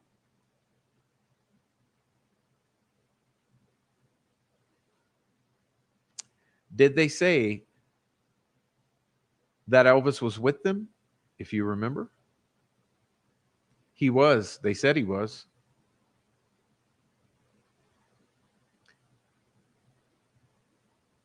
They said he was. Well, what about Elvis's alibi? What alibi did he give for February 13, 2017? I'm not remembering. That's fine. Do you remember an email about a ceremony? Do you remember anything about a ceremony in Fort Wayne that Brad Holder and Patrick Westfall were involved with? If you don't, that's fine. I do not, sir. Okay, that's fair. In your opinion as an investigator, were there links between Elvis Fields and Brad Holder? Yes. And were there links between Brad Holder and the murder of Abigail Williams and Liberty German? Were there links? Were there evidence of links between Brad Holder and the murders of Abigail Williams and Liberty German? I'm not understanding the word links. Yeah, it's not a great question. I'm sorry, I don't understand. No, that's fine. Were there any links that in the course of your investigation or Greg Ferency's investigation that he shared with you that linked Brad Holder to the murder scene? I guess we kind of went over it a little bit. Those photos that you saw, the hand runes, why was that important to you as an investigator? The symbolism that somebody posts, particularly on social media, that's identically in my mind as a human being mimics a crime scene is not a coincidence.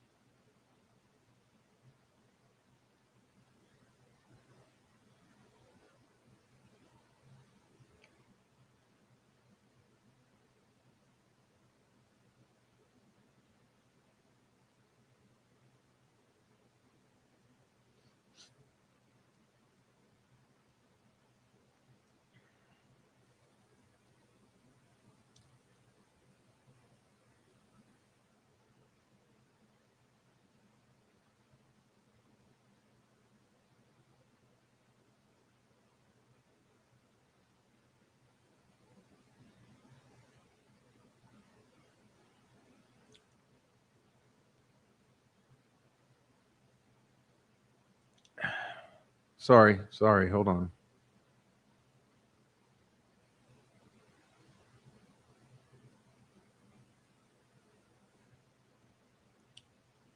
All right, so we're going to skip to Amber Holder.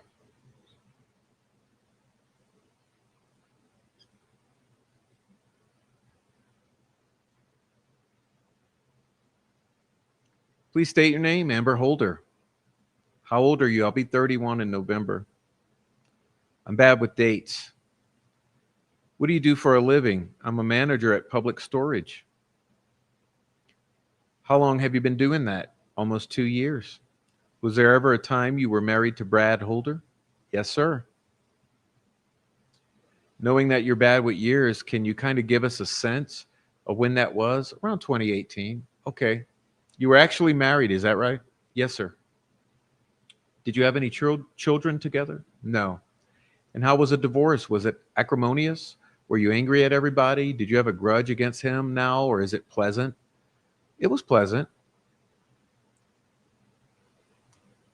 After the divorce, would you go talk to him from time to time? Yes. Okay. Was there ever any occasions after you were separated where, Brad Holder talked about the Delphi case? After we divorced? No. Okay. Well, what about before you were divorced? Yes. Were you separated or still together? We were still together. Okay. Tell me about what did Brad Holder tell you about the Delphi case, if anything? At the beginning of the marriage or in the middle? Let's start at the beginning. When we first got together, he said he didn't know anything about the Delphi case. That he'd never met Abigail Williams. In the middle, he said that, well, when he was drinking, that he had a fight with Patrick next to a river. And there was some blood on a rock, and that him and Patrick were fighting because Patrick wanted to up from animal slaughter to a different type of sacrifice. Okay. What was ever going on near the water, you said? Was that what was going on there that caused the fight in question? Brad said they were next to the water and there was blood on a rock near it. And Patrick wanted to up sacrificing animals to humans. Okay. Did Brad Holder ever cut his own hand as part of a ritual? Yes. Tell the judge about that. He was praying to the gods using incense in a metal bowl with flames, and he sliced his own hand to use his own blood as like a type of sacrifice. And where did the blood go? Into the pan that had the incense with fire. Did he ever cut your hand in some way? Yes. Was there any difference in how that happened or where the blood went? No. Did Brad ever tell you? You said that early in the marriage, he said he never met Abigail Williams. He said he never met Abigail Williams and he didn't know anything about the Delphi case. Okay, did that change later on? Did he say that he knew something about it or he knew who might have killed those girls? He said, I brought it up because his son Logan, his middle son, kept having issues. I sat down and talked to him, and he said that he missed Abigail Williams. And I asked who Abigail Williams was. And it was his girlfriend that apparently got murdered. So then I brought it up to Brad, and he was drinking a lot. And he said that Patrick killed Abigail Williams. Did he say that Patrick did that alone or with other people? He said others, and that I need to keep my mouth shut.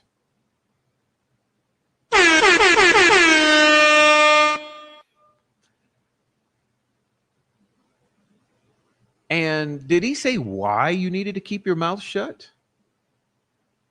If I talked, that they would kill me. Do you know if Brad Holder owned knives? Yes. Do you know how many knives, approximately? No. Was it lots of knives or just a few knives? He had some at the house that we were staying in, and then he had some at his parents' house, but I don't know if he had any anywhere else.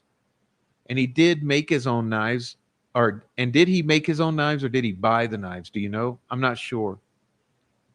Can you describe what at least one of the knives looked like? The knife that he used to cut his hand to praise the gods and to cut my hand was a curvy blade with a wooden handle, and it was rusty. What? Bruh.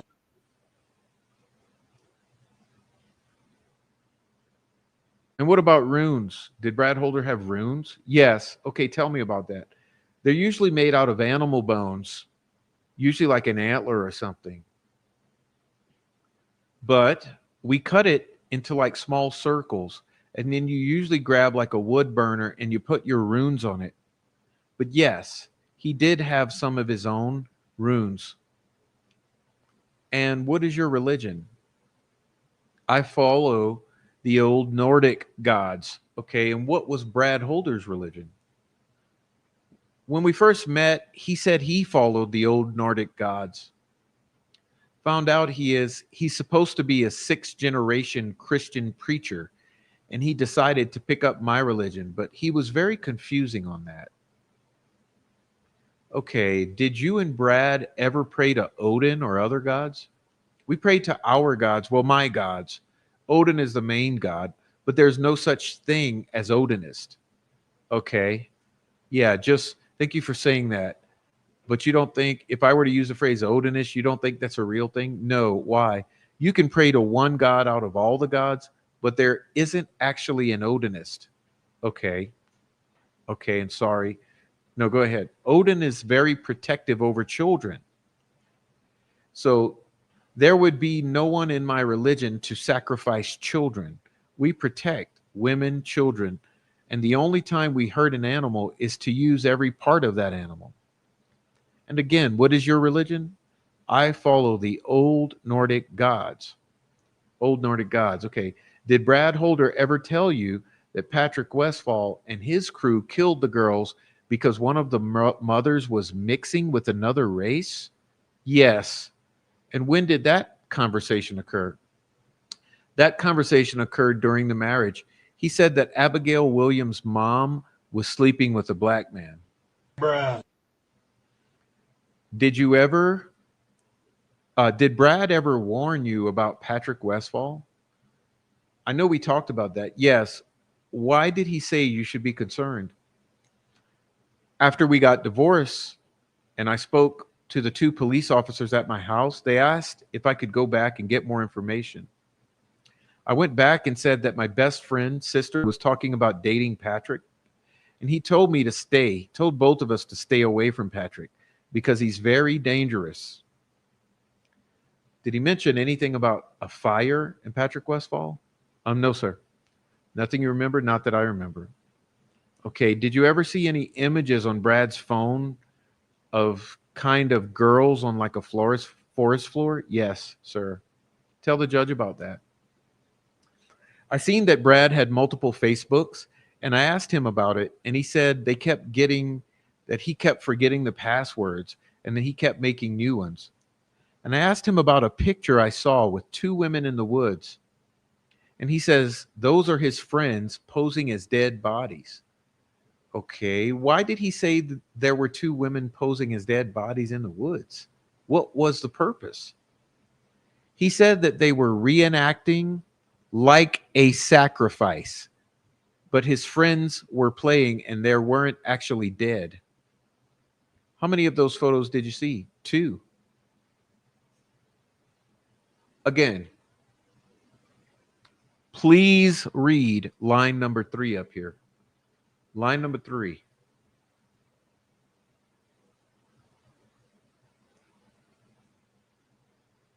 Line number 3.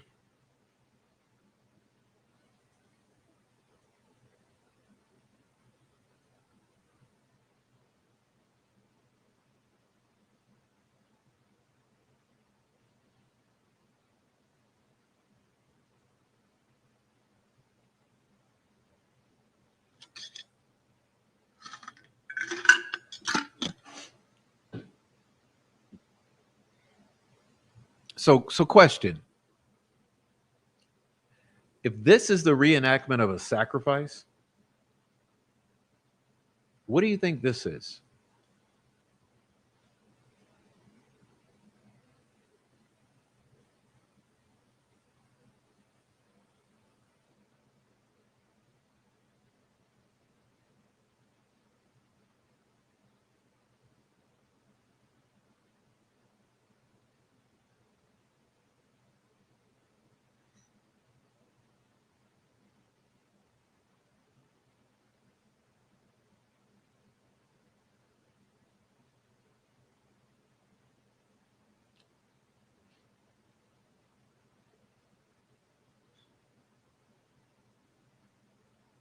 Okay, once again, he said they were reenacting like a sacrifice.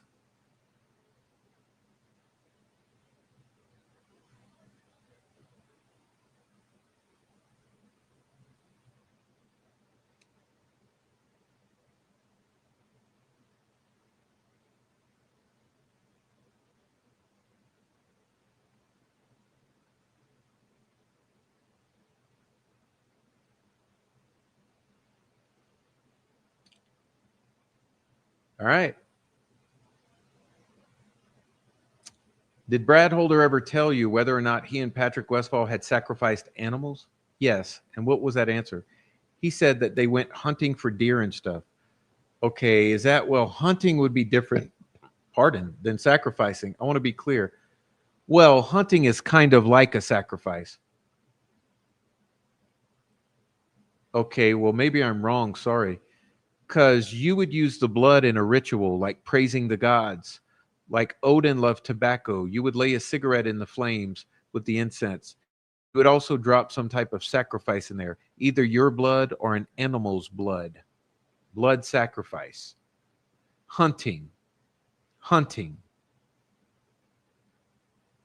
Hunting. Sacrifice.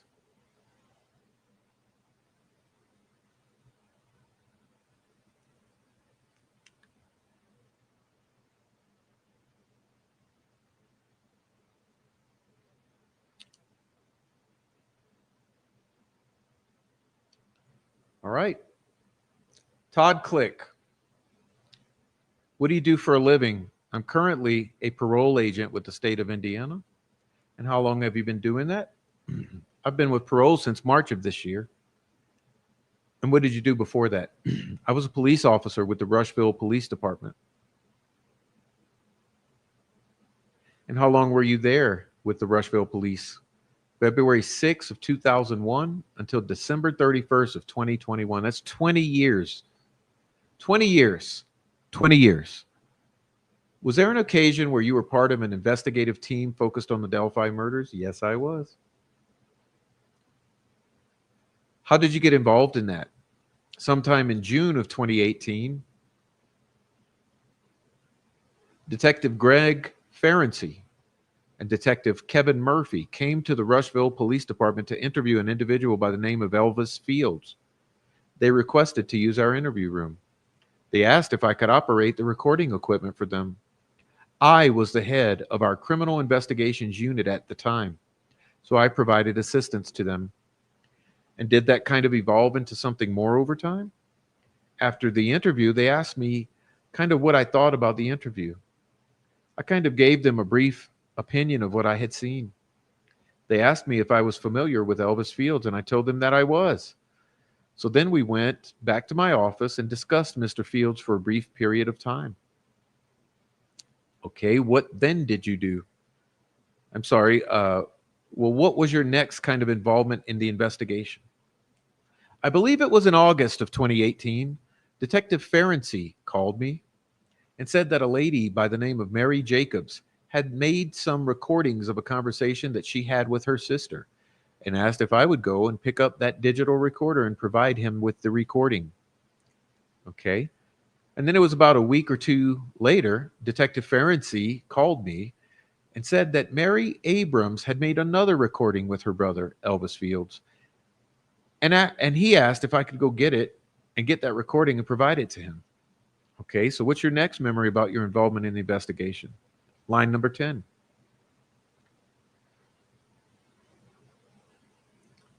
Detective Ferenczi asked me if I could try and find some type of link between Elvis Fields and the Delphi area.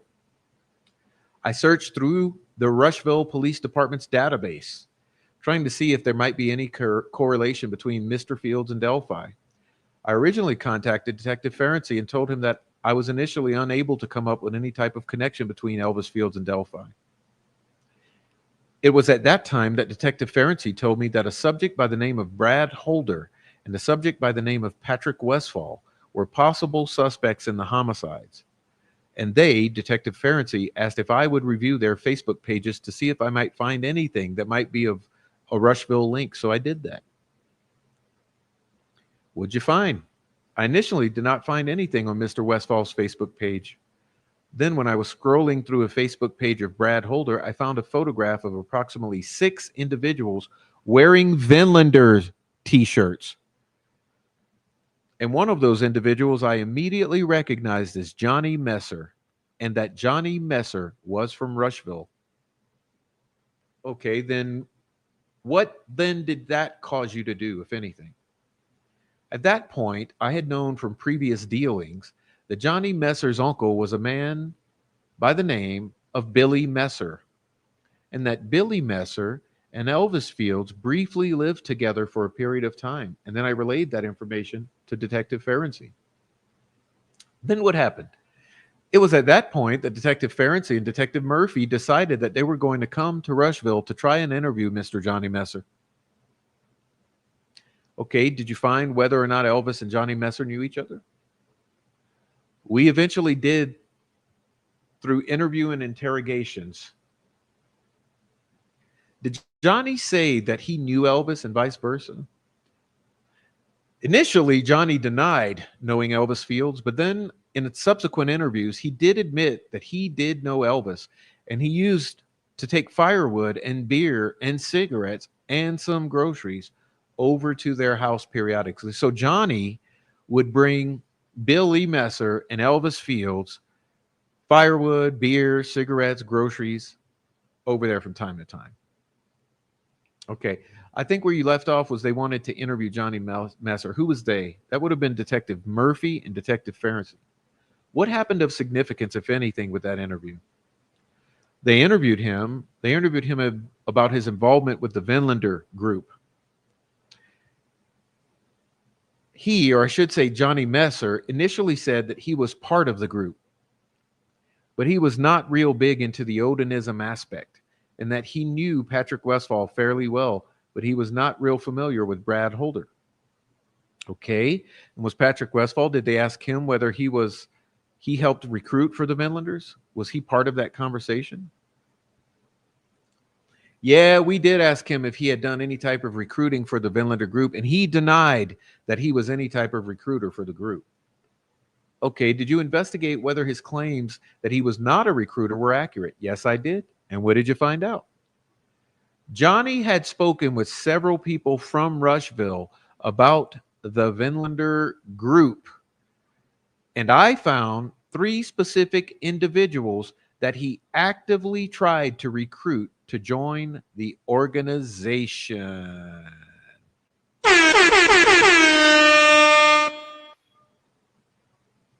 Do you remember their names? Yeah. One was an individual by the name of Brandon Mansfield. One was an individual by the name of David Fields. And one was an individual by the name of Josh Moore. Okay, so is it your belief, based upon what Johnny's answer to you was, that when he said, I'm not a recruiter, based upon finding those people, do you think he was being truthful, or no, he was being dishonest when he said that he was not a recruiter for the Vinlanders? Okay, what happened? Tell me next in the involvement of this investigation.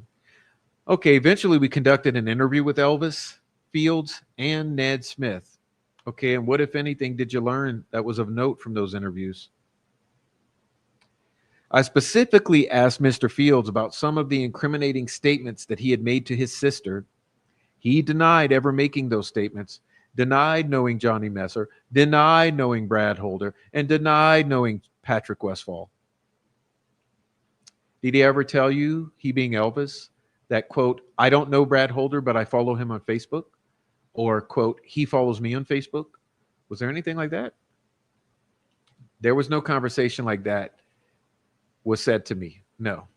Okay, later on, did you find out that they did have some connection to each other, Elvis and Brad Holder? Detective Farrington had conducted an investigation using some Facebook posts that he had compiled between Brad Holder's Facebook page and Elvis Fields' Facebook page. And there were some very similar photos that he had put together as kind of a side-by-side comparison of Mr. Holder and Mr. Fields. Do you think that there was a similarity in those photos? When I initially saw those photos, I was skeptical, but I kind of kept an open mind. As the investigation progressed and kind of totality of information came together, I could see where those Facebook posts that Mr. Holder did and Mr. Fields did were similar in nature and seemed to be linking. Okay, well, what was it about the totality? I mean, what else was going on that would cause you to think, yeah, maybe these guys are looking at each other's posts or mimicking each other's posts? Well, it wasn't so much mimicking each other's posts, but we started finding other individuals that Mr. Fields and Mr. Holder had in common together. And who is that? One of those individuals was named, a gentleman by the name of Josh Chrisman.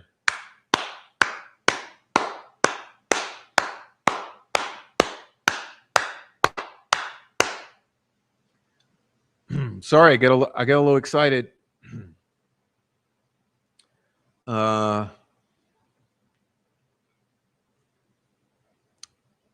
Josh Chrisman.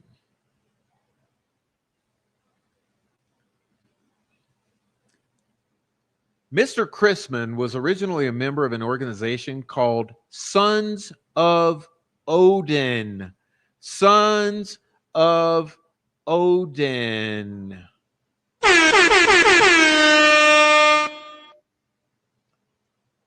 That later transformed into a group called the Patriot Guard. During 2016, there was a Make America Great Again rally that occurred in Indy where the Vinlanders and American Guard got together.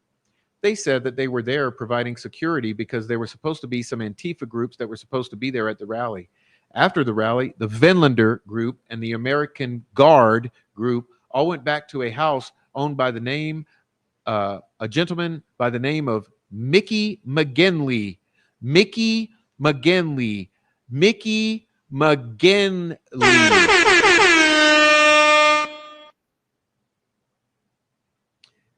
And then that's where Mr. Chrisman, Mr. Holder, Mr. Westfall, Johnny Messer, they all kind of partied together that evening. What about the pig roast? Did you know that Chrisman delivered pigs and that Elvis Fields assisted him in that?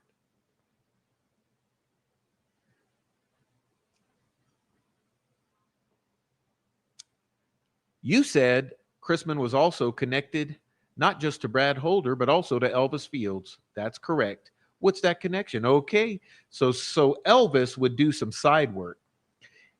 He worked at a hog barn in Rushville that was owned by Flynn Livestock. Some of the semi-truck drivers would pay Mr. Fields $20 to load and unload their semis for them. Mr. Mr. Josh Chrisman was a semi-truck driver for the Flynns who would transport livestock from the hog barn to different areas in the state. Can you say pig roast? Can you say pig roast? Bruh.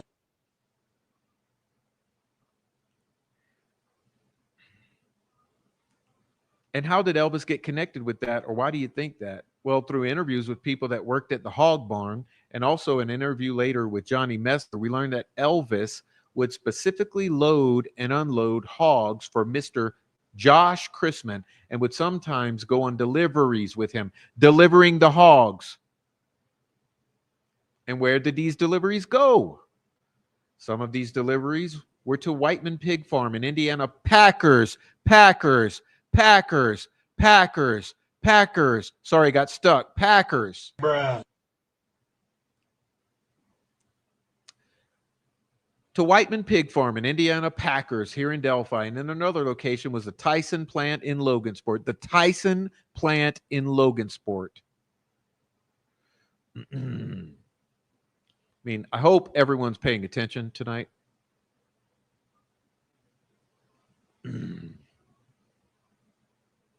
And so what did all of that investigative work, was that all your work? Yes. And what did all of that investigative work tell you about the connections between Elvis Fields and Brad Holder?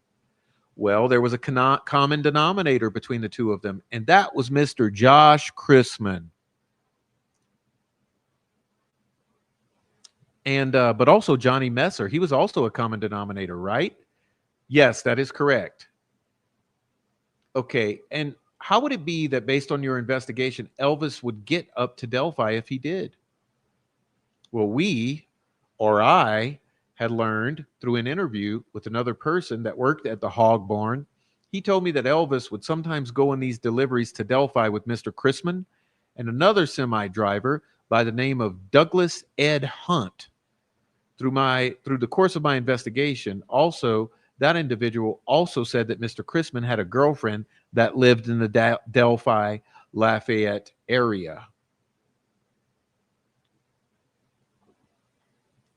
And that every time he would make a delivery up this way, he would meet with his girlfriend and he would meet with his friends that were in this area. I found that on February 13th, 2017, Mr. Chrisman took a load of hogs from the Whiteman Pig Farm in Delphi to a slaughterhouse up in Michigan,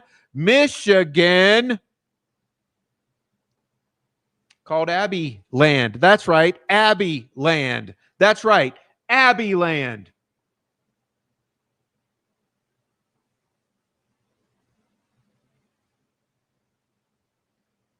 Will you guys never get it?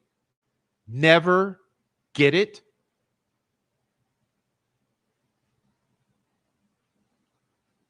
And that delivery left on February 13th, 2017.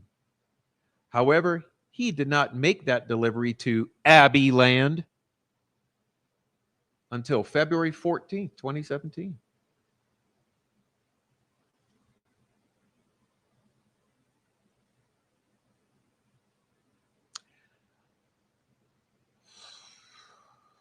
Sorry. I get upset. I'm very upset. I'm very fucking emotionally traumatized by years of harassment, abuse from these people. Law enforcement condoning it. And all of this. It's too much. Okay, if it was admitted into evidence earlier, just before you got on, Elvis Fields admitting that he had been following, or his story was that he was mimicking Brad Holder, was mimicking Elvis' Facebook page. And I know this is after it's a fact, but how would that information impact any thoughts that you had on the investigation? The only impact it had on me was that it suggested that, or it was connected between the two, that Elvis Fields and Brad Holder and Josh Chrisman all know each other. Okay, just give me a second. At some point in time, you learned that Richard Allen had been arrested. Is that correct? Yes. What, if anything, did that cause you to do? Initially, when I heard of the arrest, I was kind of shocked and confused. I'm going to object, freaking out. McClellan's freaking out. You know what that means? You know what that means? He's freaking out.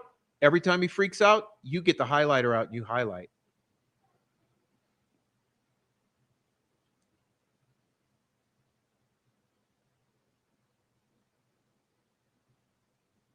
How is this relevant? How is this relevant?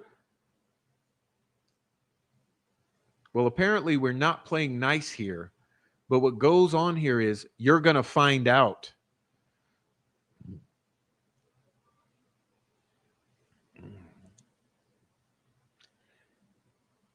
You're going to find out Mr. Click sends a letter to the prosecution who doesn't turn it over to us for 90 days.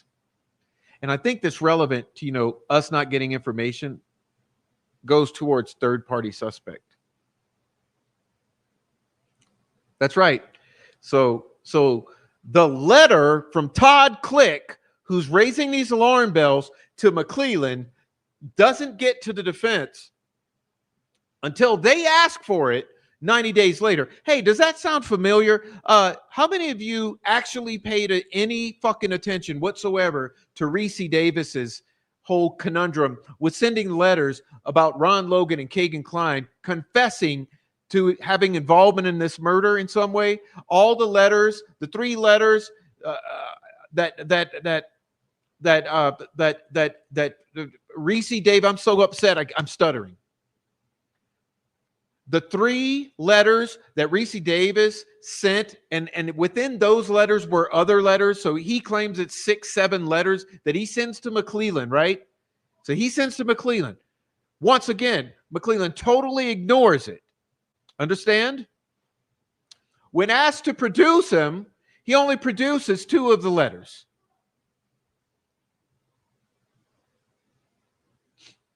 No, sure, but we don't have a cover-up in Delphi.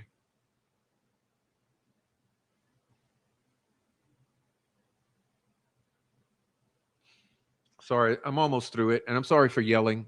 I yell when I want to fucking reach through that computer and grab someone and shake them.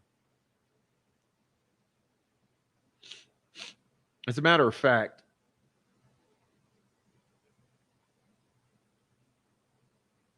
you know what? I think that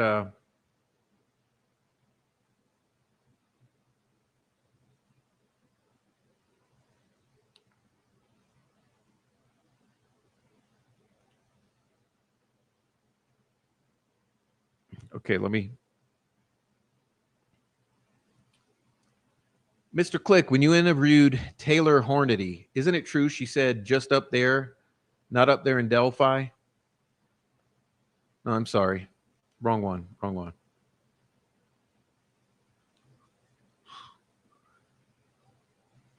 Okay, here we go. Was this something out of sequence here?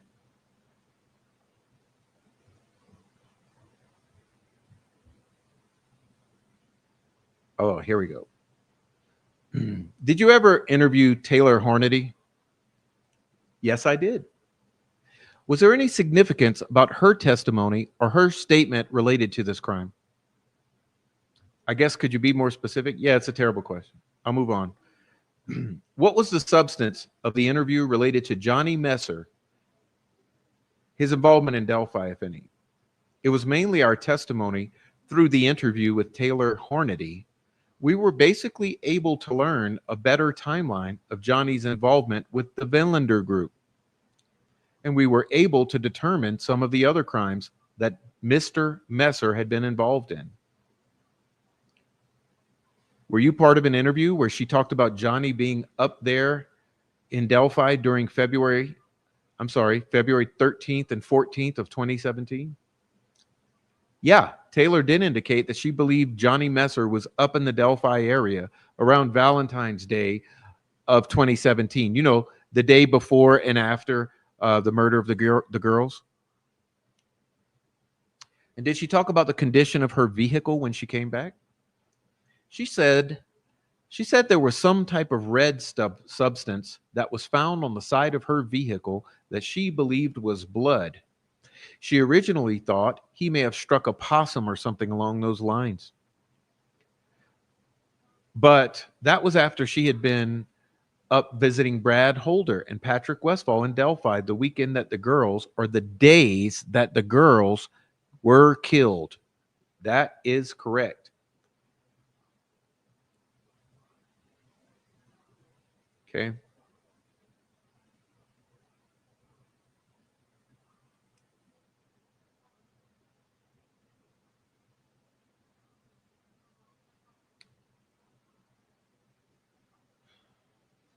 So I'm sorry, guys. I think today I've gone into a yelling spree and my blood pressure feels up, and now I'm having a headache develop.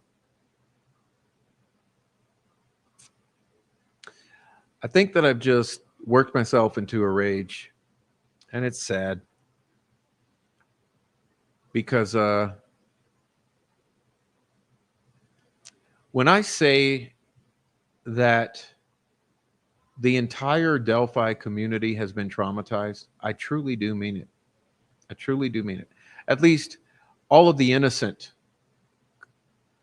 observers of the Delphi murders aftermath.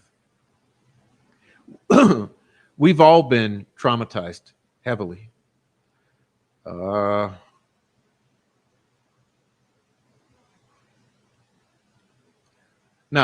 the plants haven't. The troll farm hasn't. Those working for law enforcement haven't. Those threatening to kill us on a regular basis, trying to run us off the platform, haven't. But there are plenty of us who've been truly traumatized by this case. Especially when you realize that with all of this mountain of evidence, all of the indicators pointing to some sort of occult nature of this crime and some sort of cartel connection to this crime,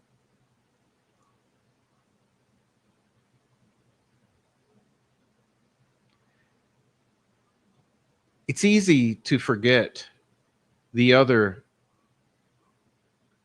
immense red flags that exist in this crime. For instance, we have not even brought up tonight the deleted, okay, literally deleted 70 days in the first 6 months of this investigation, including the entire first week of interviews, interrogations.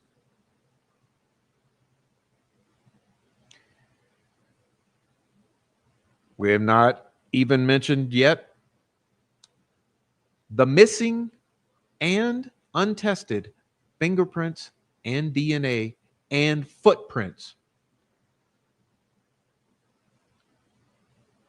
We have not mentioned the multitude of confessions.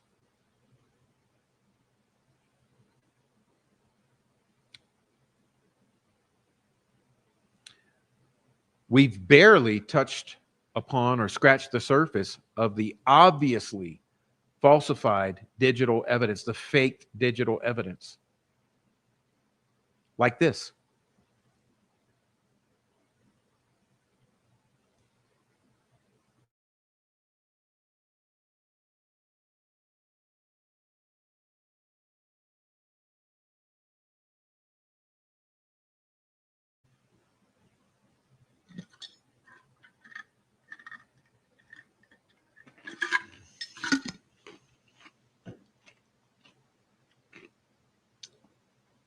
We've not discussed much about how this was not even questioned.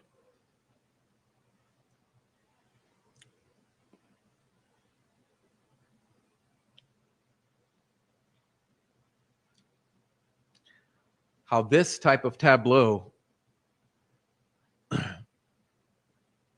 is allowed to be chalked up to random chance. The random throwing of sticks onto bodies to cover the bodies.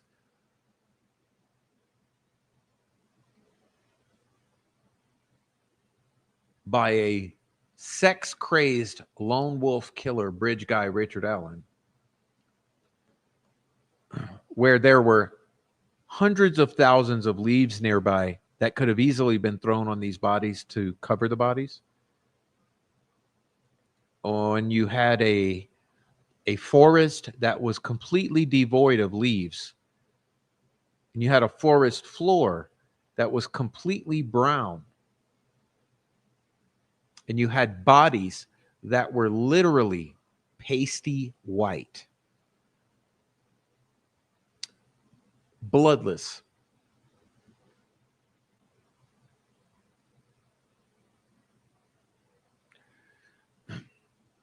You had something mimicking this, a sacrifice.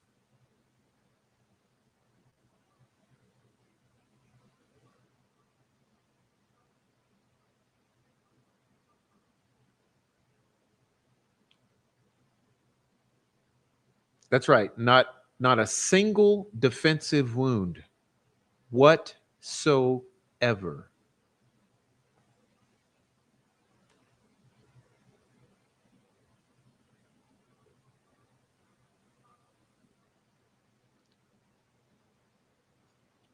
But you've got yet another documentary giving you the same old bullshit narrative that's been spun since day one. And no one questions it. People go consume like the consumers they are. Oh, there's a documentary. Oh, I gotta go watch the Hulu special. Oh, isn't it nice? I think they treated the defense fairly. Yeah. Did the defense treat the victims fairly?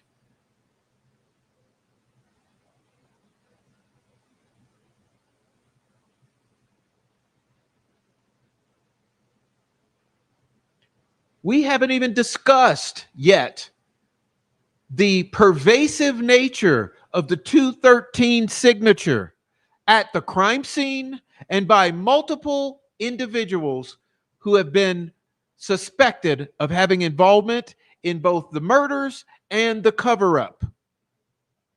213, 312, 1113.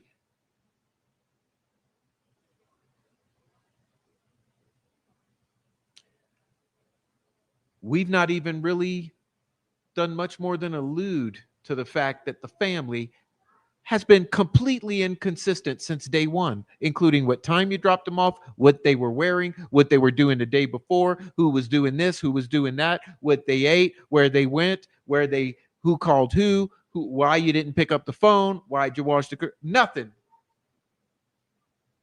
Barely alluded to the questionable behavior of the family. I haven't even mentioned yet the calling off of the search at midnight. Something I know that the parents of those two girls, and by that I mean the biological mothers, they know in no fucking world would you call off the search for those girls. And especially with them laying right there a stone's throw away from where you figured they last were.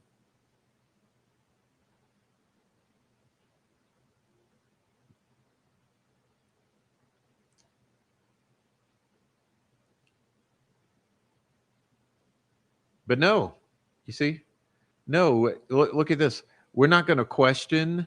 What are we not going to? We're not going to question anything from the crime scene. We're not going to question anything from the search warrant. Not going to question anything from the cell tower at all. or the cell phone at all, or the firearm at all, or the extractions of any of the phones of Derek or Liberty.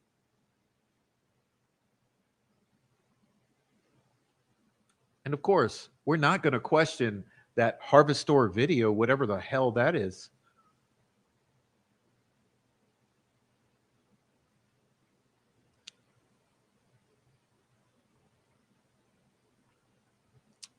And we've barely mentioned the elephant in the room, and that is the pervasive, overarching PR campaign narrative controllers hovering over this case since day one. Remember, in the early years, in the first handful of years, it was all locals who steered the narrative on this case. And then a PR firm was hired. And then more and more outsiders started coming on. Before you know it, I'd say 2/3 easily of the Delphi creators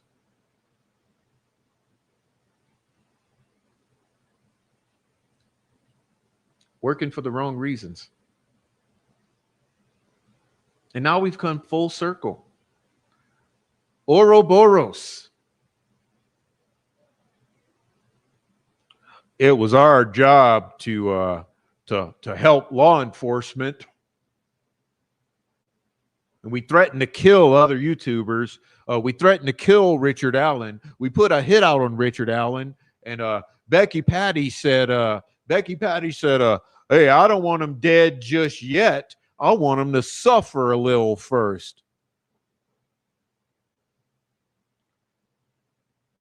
It was our job to help law enforcement, and but that was what the police told us they wanted to do.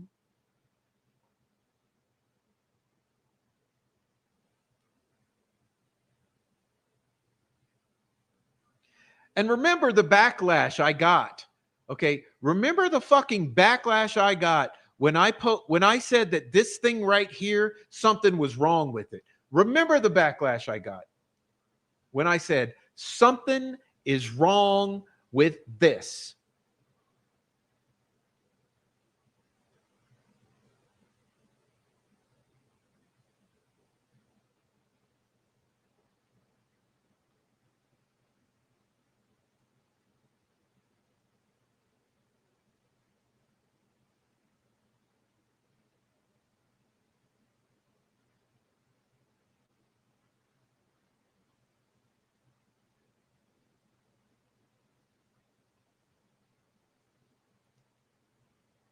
I literally had 50 people gang stalking me for 3 fucking months because I said something is wrong with this.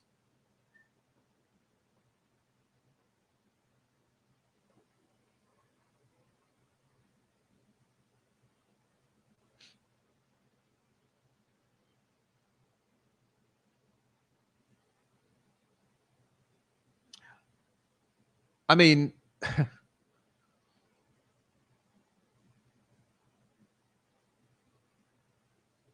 let me ask you this. Do you see Liberty in this video?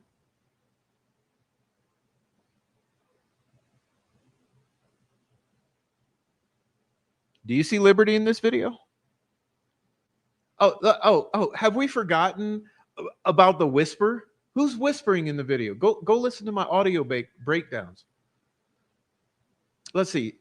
So whoever it is holding the camera has baggy sweatpants on, flapping in the wind. There's someone whispering while Abby's talking, if it's Abby. Oh, another thing. And you had footage like this of this monster on the Monon. You know, you had footage like this of this bridge guy. You had footage of this clarity of this bridge guy. And what the fuck did you give to us? What did we have for years? You had footage of this clarity. I mean, look how crisp. As a matter of fact, let me see if I can find something here. Let's see.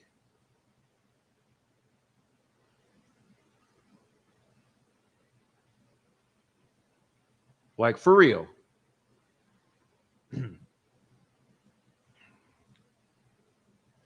It's not even worth it.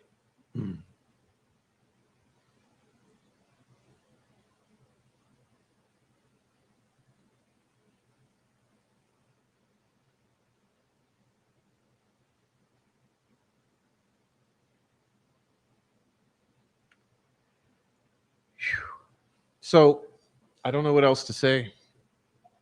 I think I've proven my point with this Maku series, capturing the killer. No, listen, that was the fantasy that was told to sell this as a piece of evidence. Capturing the killer. Well, question: what's the proof that that figure in that video had anything to do with the murders of those two girls? What's the proof? What's the proof that those girls and that figure went across the water as he chased them in a blind rage? What's the proof that that guy single-handedly murdered those two girls and then got away without leaving any evidence, without being seen on the Harvest Store camera?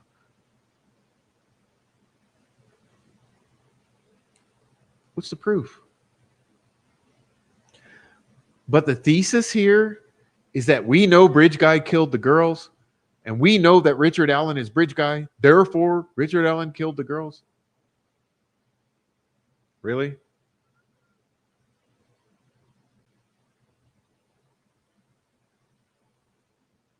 You can tell people who have not done a bunch of logical deduction, reasoning, logic, and mathematics, because one thing that doesn't work, if the math ain't mathing, you're not working it right. Okay, because this math don't math. You have no evidence that this figure did anything to the girls, much less chased them across a raging creek and killed them and escaped just in the nick of time and not leaving a single defensive wound on either girl. And for some reason got both girls naked, but some reason got the other girl to redress, and for some reason put witchcrafty fucking stick figurations on the top of those bodies like this, mimicking a sacrifice, and drew this on the tree in the victim's blood.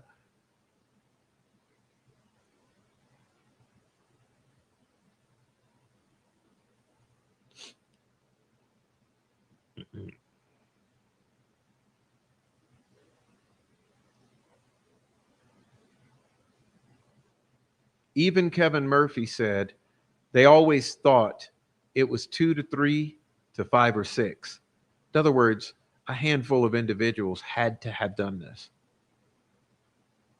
I mean, trust me, if you got 2 or 3, yeah, then someone can be holding the one victim while the perpetrator uses the knife. Therefore, no defensive wounds.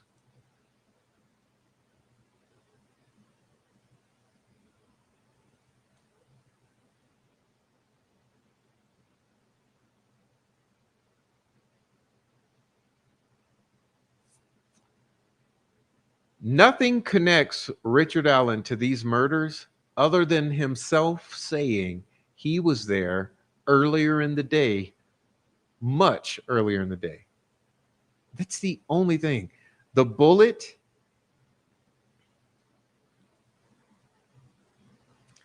do I need to even explain to you that it's junk science? I mean, there's no. Remember this. Initially, they were looking for a SIG or a Smith & Wesson 40 caliber. Well, hey, if that science is so good, why was it a SIG or a Smith & Wesson? You would think that it'd be pretty fucking clear it's either a Sig or a Smith and Wesson.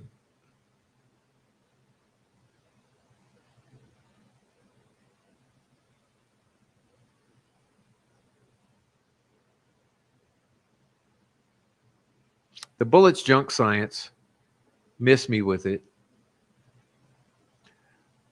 Oh, but Prof, he confessed. Yeah, confessed. Let's see. Let's see if I take you against Geneva Conventions and put you in solitary confinement for about a year or two of your life while medicating you with antipsychotics and giving you sedatives and who knows what else on top of that.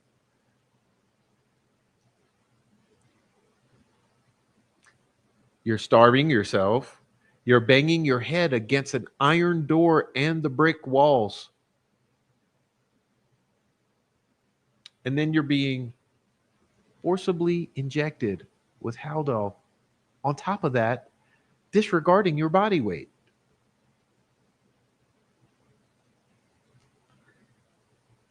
We know he's been threatened with the death of himself and his family from the other inmates and from his own mouth. That's right. He was saying things like, is my wife alive? Is my wife okay? Is my family alive?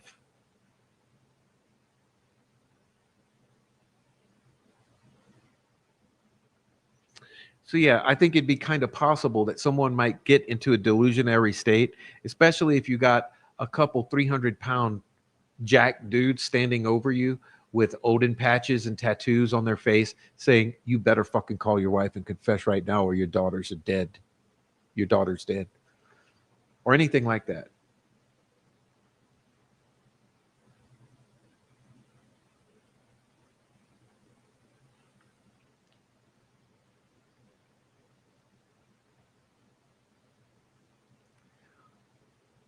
But that's what it took. Okay, that's what it took. It took a lying ass family, some lying ass YouTubers, some law enforcement shills, about 50 people on the internet working for this cause, a whole bunch of cops looking the other way, and a whole bunch of cops in particular positions strategically placed to make the calls and make shit disappear. And it cost the deaths of a handful of individuals, including Greg Ferenczi, Stephanie Thompson, and the ruining of the career of Todd Click. And then there's the Robert Fortson and some other YouTubers involved, all kind of death to silence this shit. But this is what it takes. It took all of this for the murders of two little girls. Since when? Since when is that a thing? Since when is covering up the murders of two little girls worth all of this? Unless it's something else. Unless this opens the door into something so significant, you cannot even conceive it. And there, ladies and gentlemen, is Occam's razor. It's the simplest deduction of the facts surrounding this case anyone will reach.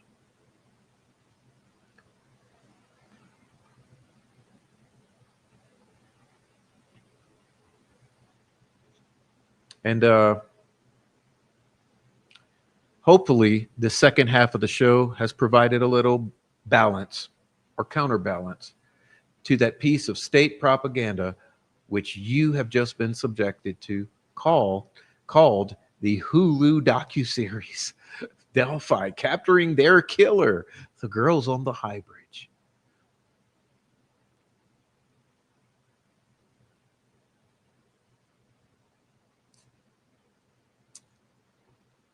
Anyway, I want to thank all my supporters tonight. I see there's been some people sending in memberships and super chats. I want to thank you guys, including Rebecca Ann, Oleg Cat, Miss K, Queen of Swords, Jake Brooks, Christine. Hey, Christine. Melissa Bex. Welcome, Miss Melissa. Miss K. And all of you just been wonderful. Also, those of you who hit the thumbs up and leave comments down below, which is my favorite. I truly appreciate it.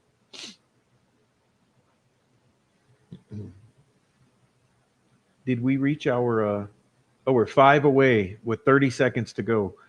So no, unfortunately, no fireworks.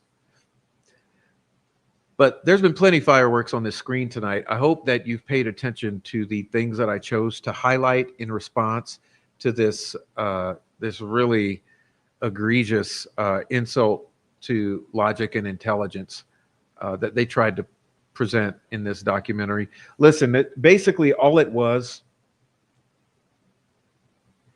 Yes, that's thank you, Snarky. That's true. Basically, all it was is a tripling down on the state's narrative of the Delphi murders. And that's what you got served via Hulu and via all the troll farm who participated in the production of this. Remember, the troll farm thought when they were doing this, they thought that they were doing something grand. Okay, which it is. It's the most polished presentation of their gaslighting from the past 8 years that you've seen so far.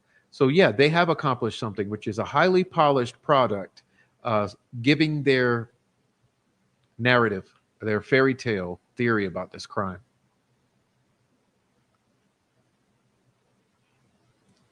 But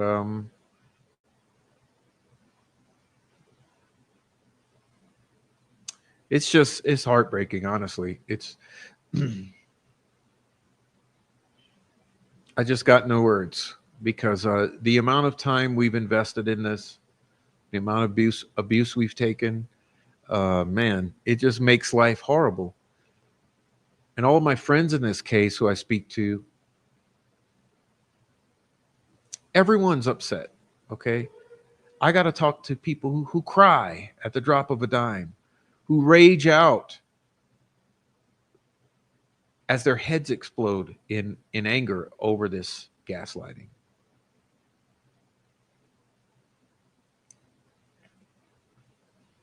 But it's total bullshit, guys, and you know it. And anyone telling you it's not, and anyone giving it any sort of credibility is really a foul human being. It's a foul human being that tries to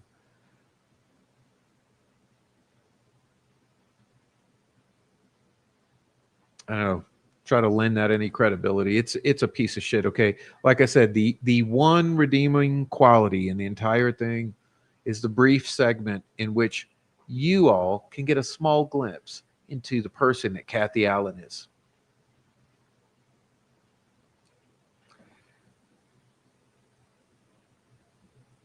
So I guess there's that. But I'd encourage you all, don't go and give Hulu the advertisement dollars for this. Don't give them the clicks and the views, the viewing hours.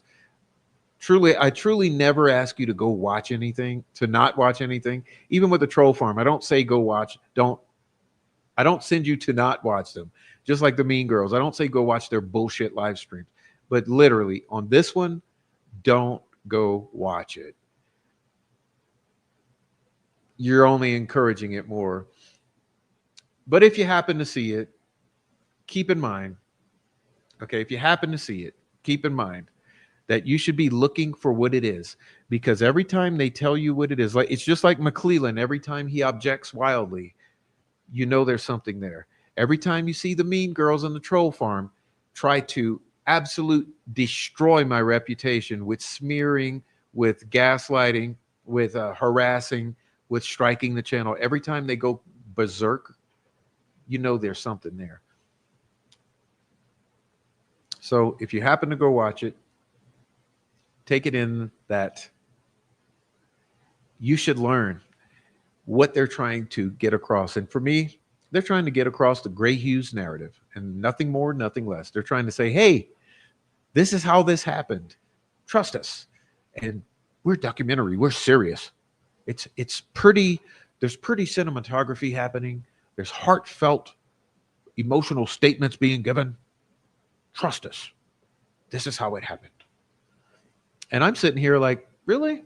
Were the girls even there on the 13th of February? Really? Were they? I mean, were they there in the early AM, like midnight, 1, 2, 3 a.m.? Is that when they were there? Were they killed before daylight even broke on the 13th? Maybe they were there on the 13th. I just don't know if they were there at 1 p.m. or 2 p.m. or 3 p.m. on the 13th. I don't buy it. I don't buy that they were on the bridge. I don't buy that the fucking video, the photographs, the Snapchats, any of it is even legitimate. And for these opinions, yeah, the stones have come.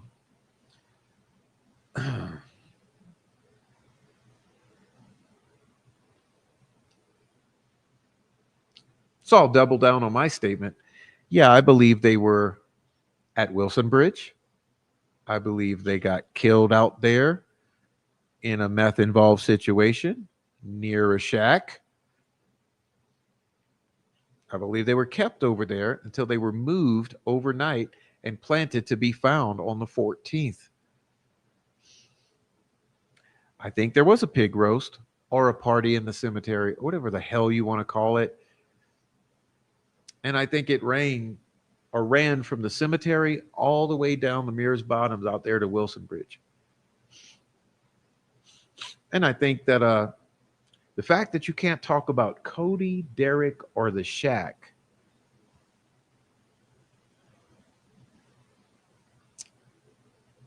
I don't know, pretty alarming. Or the family, or the Dropbox.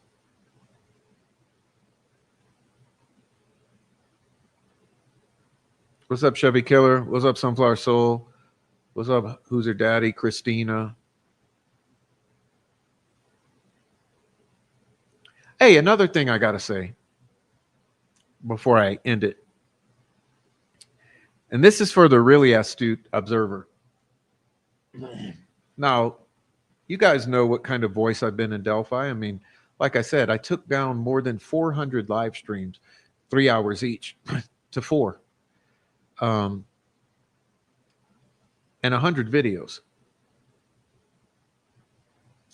With all that I've said over the course of 3 years of doing this, I found it really odd that they would choose to go in and clip me saying something that's highly out of context. Let me see if I can quote it for you, because honestly, got to find the little quotation because I don't have the. Let's see, where is it?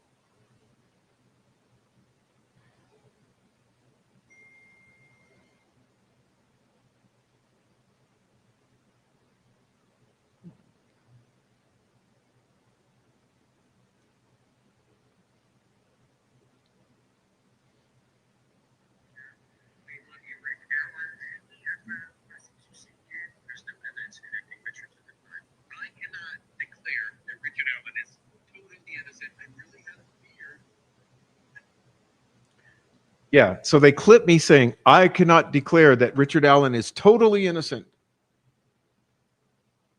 Why would they do that? Think about it. Why would they choose, out of the million words that I've spoken in the past 3 years on this topic, why would they choose to find the one moment that I said, I cannot declare that Richard Allen is totally innocent?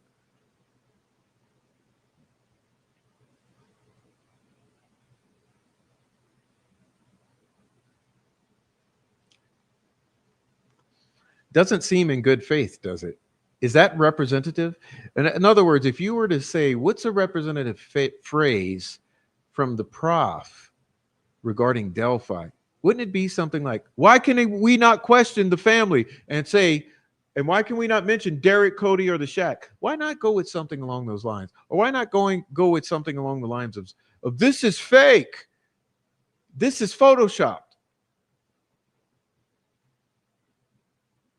No. But they're going to go in and find me saying, I cannot declare that Richard Allen is totally innocent of this crime.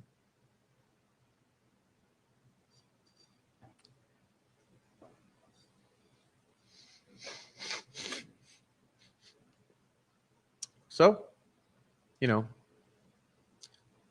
there's a lesson to be taken from that. Anyhow, thank you. Thank you for noticing. I'll leave you with this.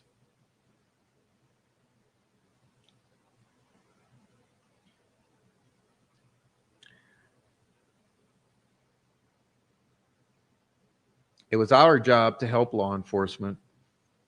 That's what the police told us they wanted to do, us to do. Anyway, God bless you all. Thank you very much for being here. Okay. Special shout out again to Miss Kay for the amazing little super chats, and Miss Christine, Melissa, Jake Brooks, Queen of Swords, Oleg Cat, and Rebecca Ann. And a special shout out to all my friends out there. You know who you are. Also, I want to thank you for being here. Who's your daddy? Oh, hey, Christina, Pertinent, Melissa, I have Apophis, Aaron Town, Miss K, Ghost in the Machine, Rhonda Holton, Who's Your Daddy? Paula, Heather Brown, Sweet Dude Shibby, Goose's Gammy, Melissa Beck, Chevy Killer, Sunflower Soul, Pertinent, Critter Mama, Lisa, Fur Baby Daddy, Trial Junkie, Goose's Gammy, Teresa, Dr. Corbeau, Stephen, Granny D, all right, Miss Pie Crust, Sweet Dushibi, I said hi already. Let's see. Swade Smith, all right, and everyone else. Jake Brooks, Christine, I have Apophis. There you go. Scott LaFleur, everyone who was here super, super, super duper early. Adrian was here. Thank you, Adrian, for being here. Anyway, Tammy Martin, thank you for being here. Snarky Ass Angel, what's up? Big Fish, Small Pond, hi to you. Big JD was here. Just all my favorites were here, okay? You know you're my favorite if you're here. Gretchen, hey, Gretchen. Gretchen's here. Everyone who's here, truly appreciate you. And if you're on the replay, please follow the Cash App link. Send me a Cash App. Send me a Buy Me a Coffee. Go subscribe. I have a Substack. Maybe one of my super people in the chat will leave a Substack. I miss Amy tonight. Amy's not here. Normally, Amy, my main mod, will post the Substack. But the Substack is called readtheprof.substack.com. Please go read my Substack. There's very important information there for you. Also, read the community pages. And if you're on the replay, leave comments down below. I truly appreciate all the comments. I really, really, really, really, really do. It keeps the conversation going on into the future. Anyhow, look for something tomorrow. I'm not going to tell you what it is, but I'm working on doing something. So see you all later. Thanks, everybody. I see you in the chat. Okay, Chevy. All right, thank you very much. Thank you, Stephen. That's a nice comment there. Thank you very much. Okay. Appreciate you all. Okay, have a great night. All right. So I'm out of here. Hide your kids, hide your wife. I'm going to let our good man take us out with that. And until then, see you guys later.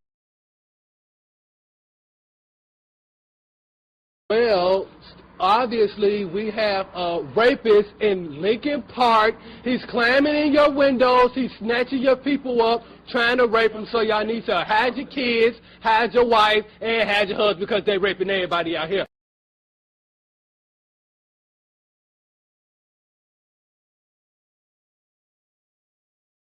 Bruh.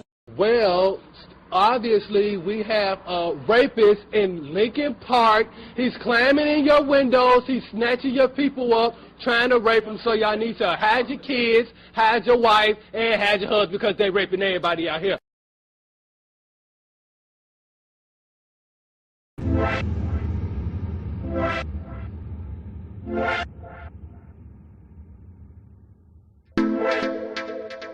Thank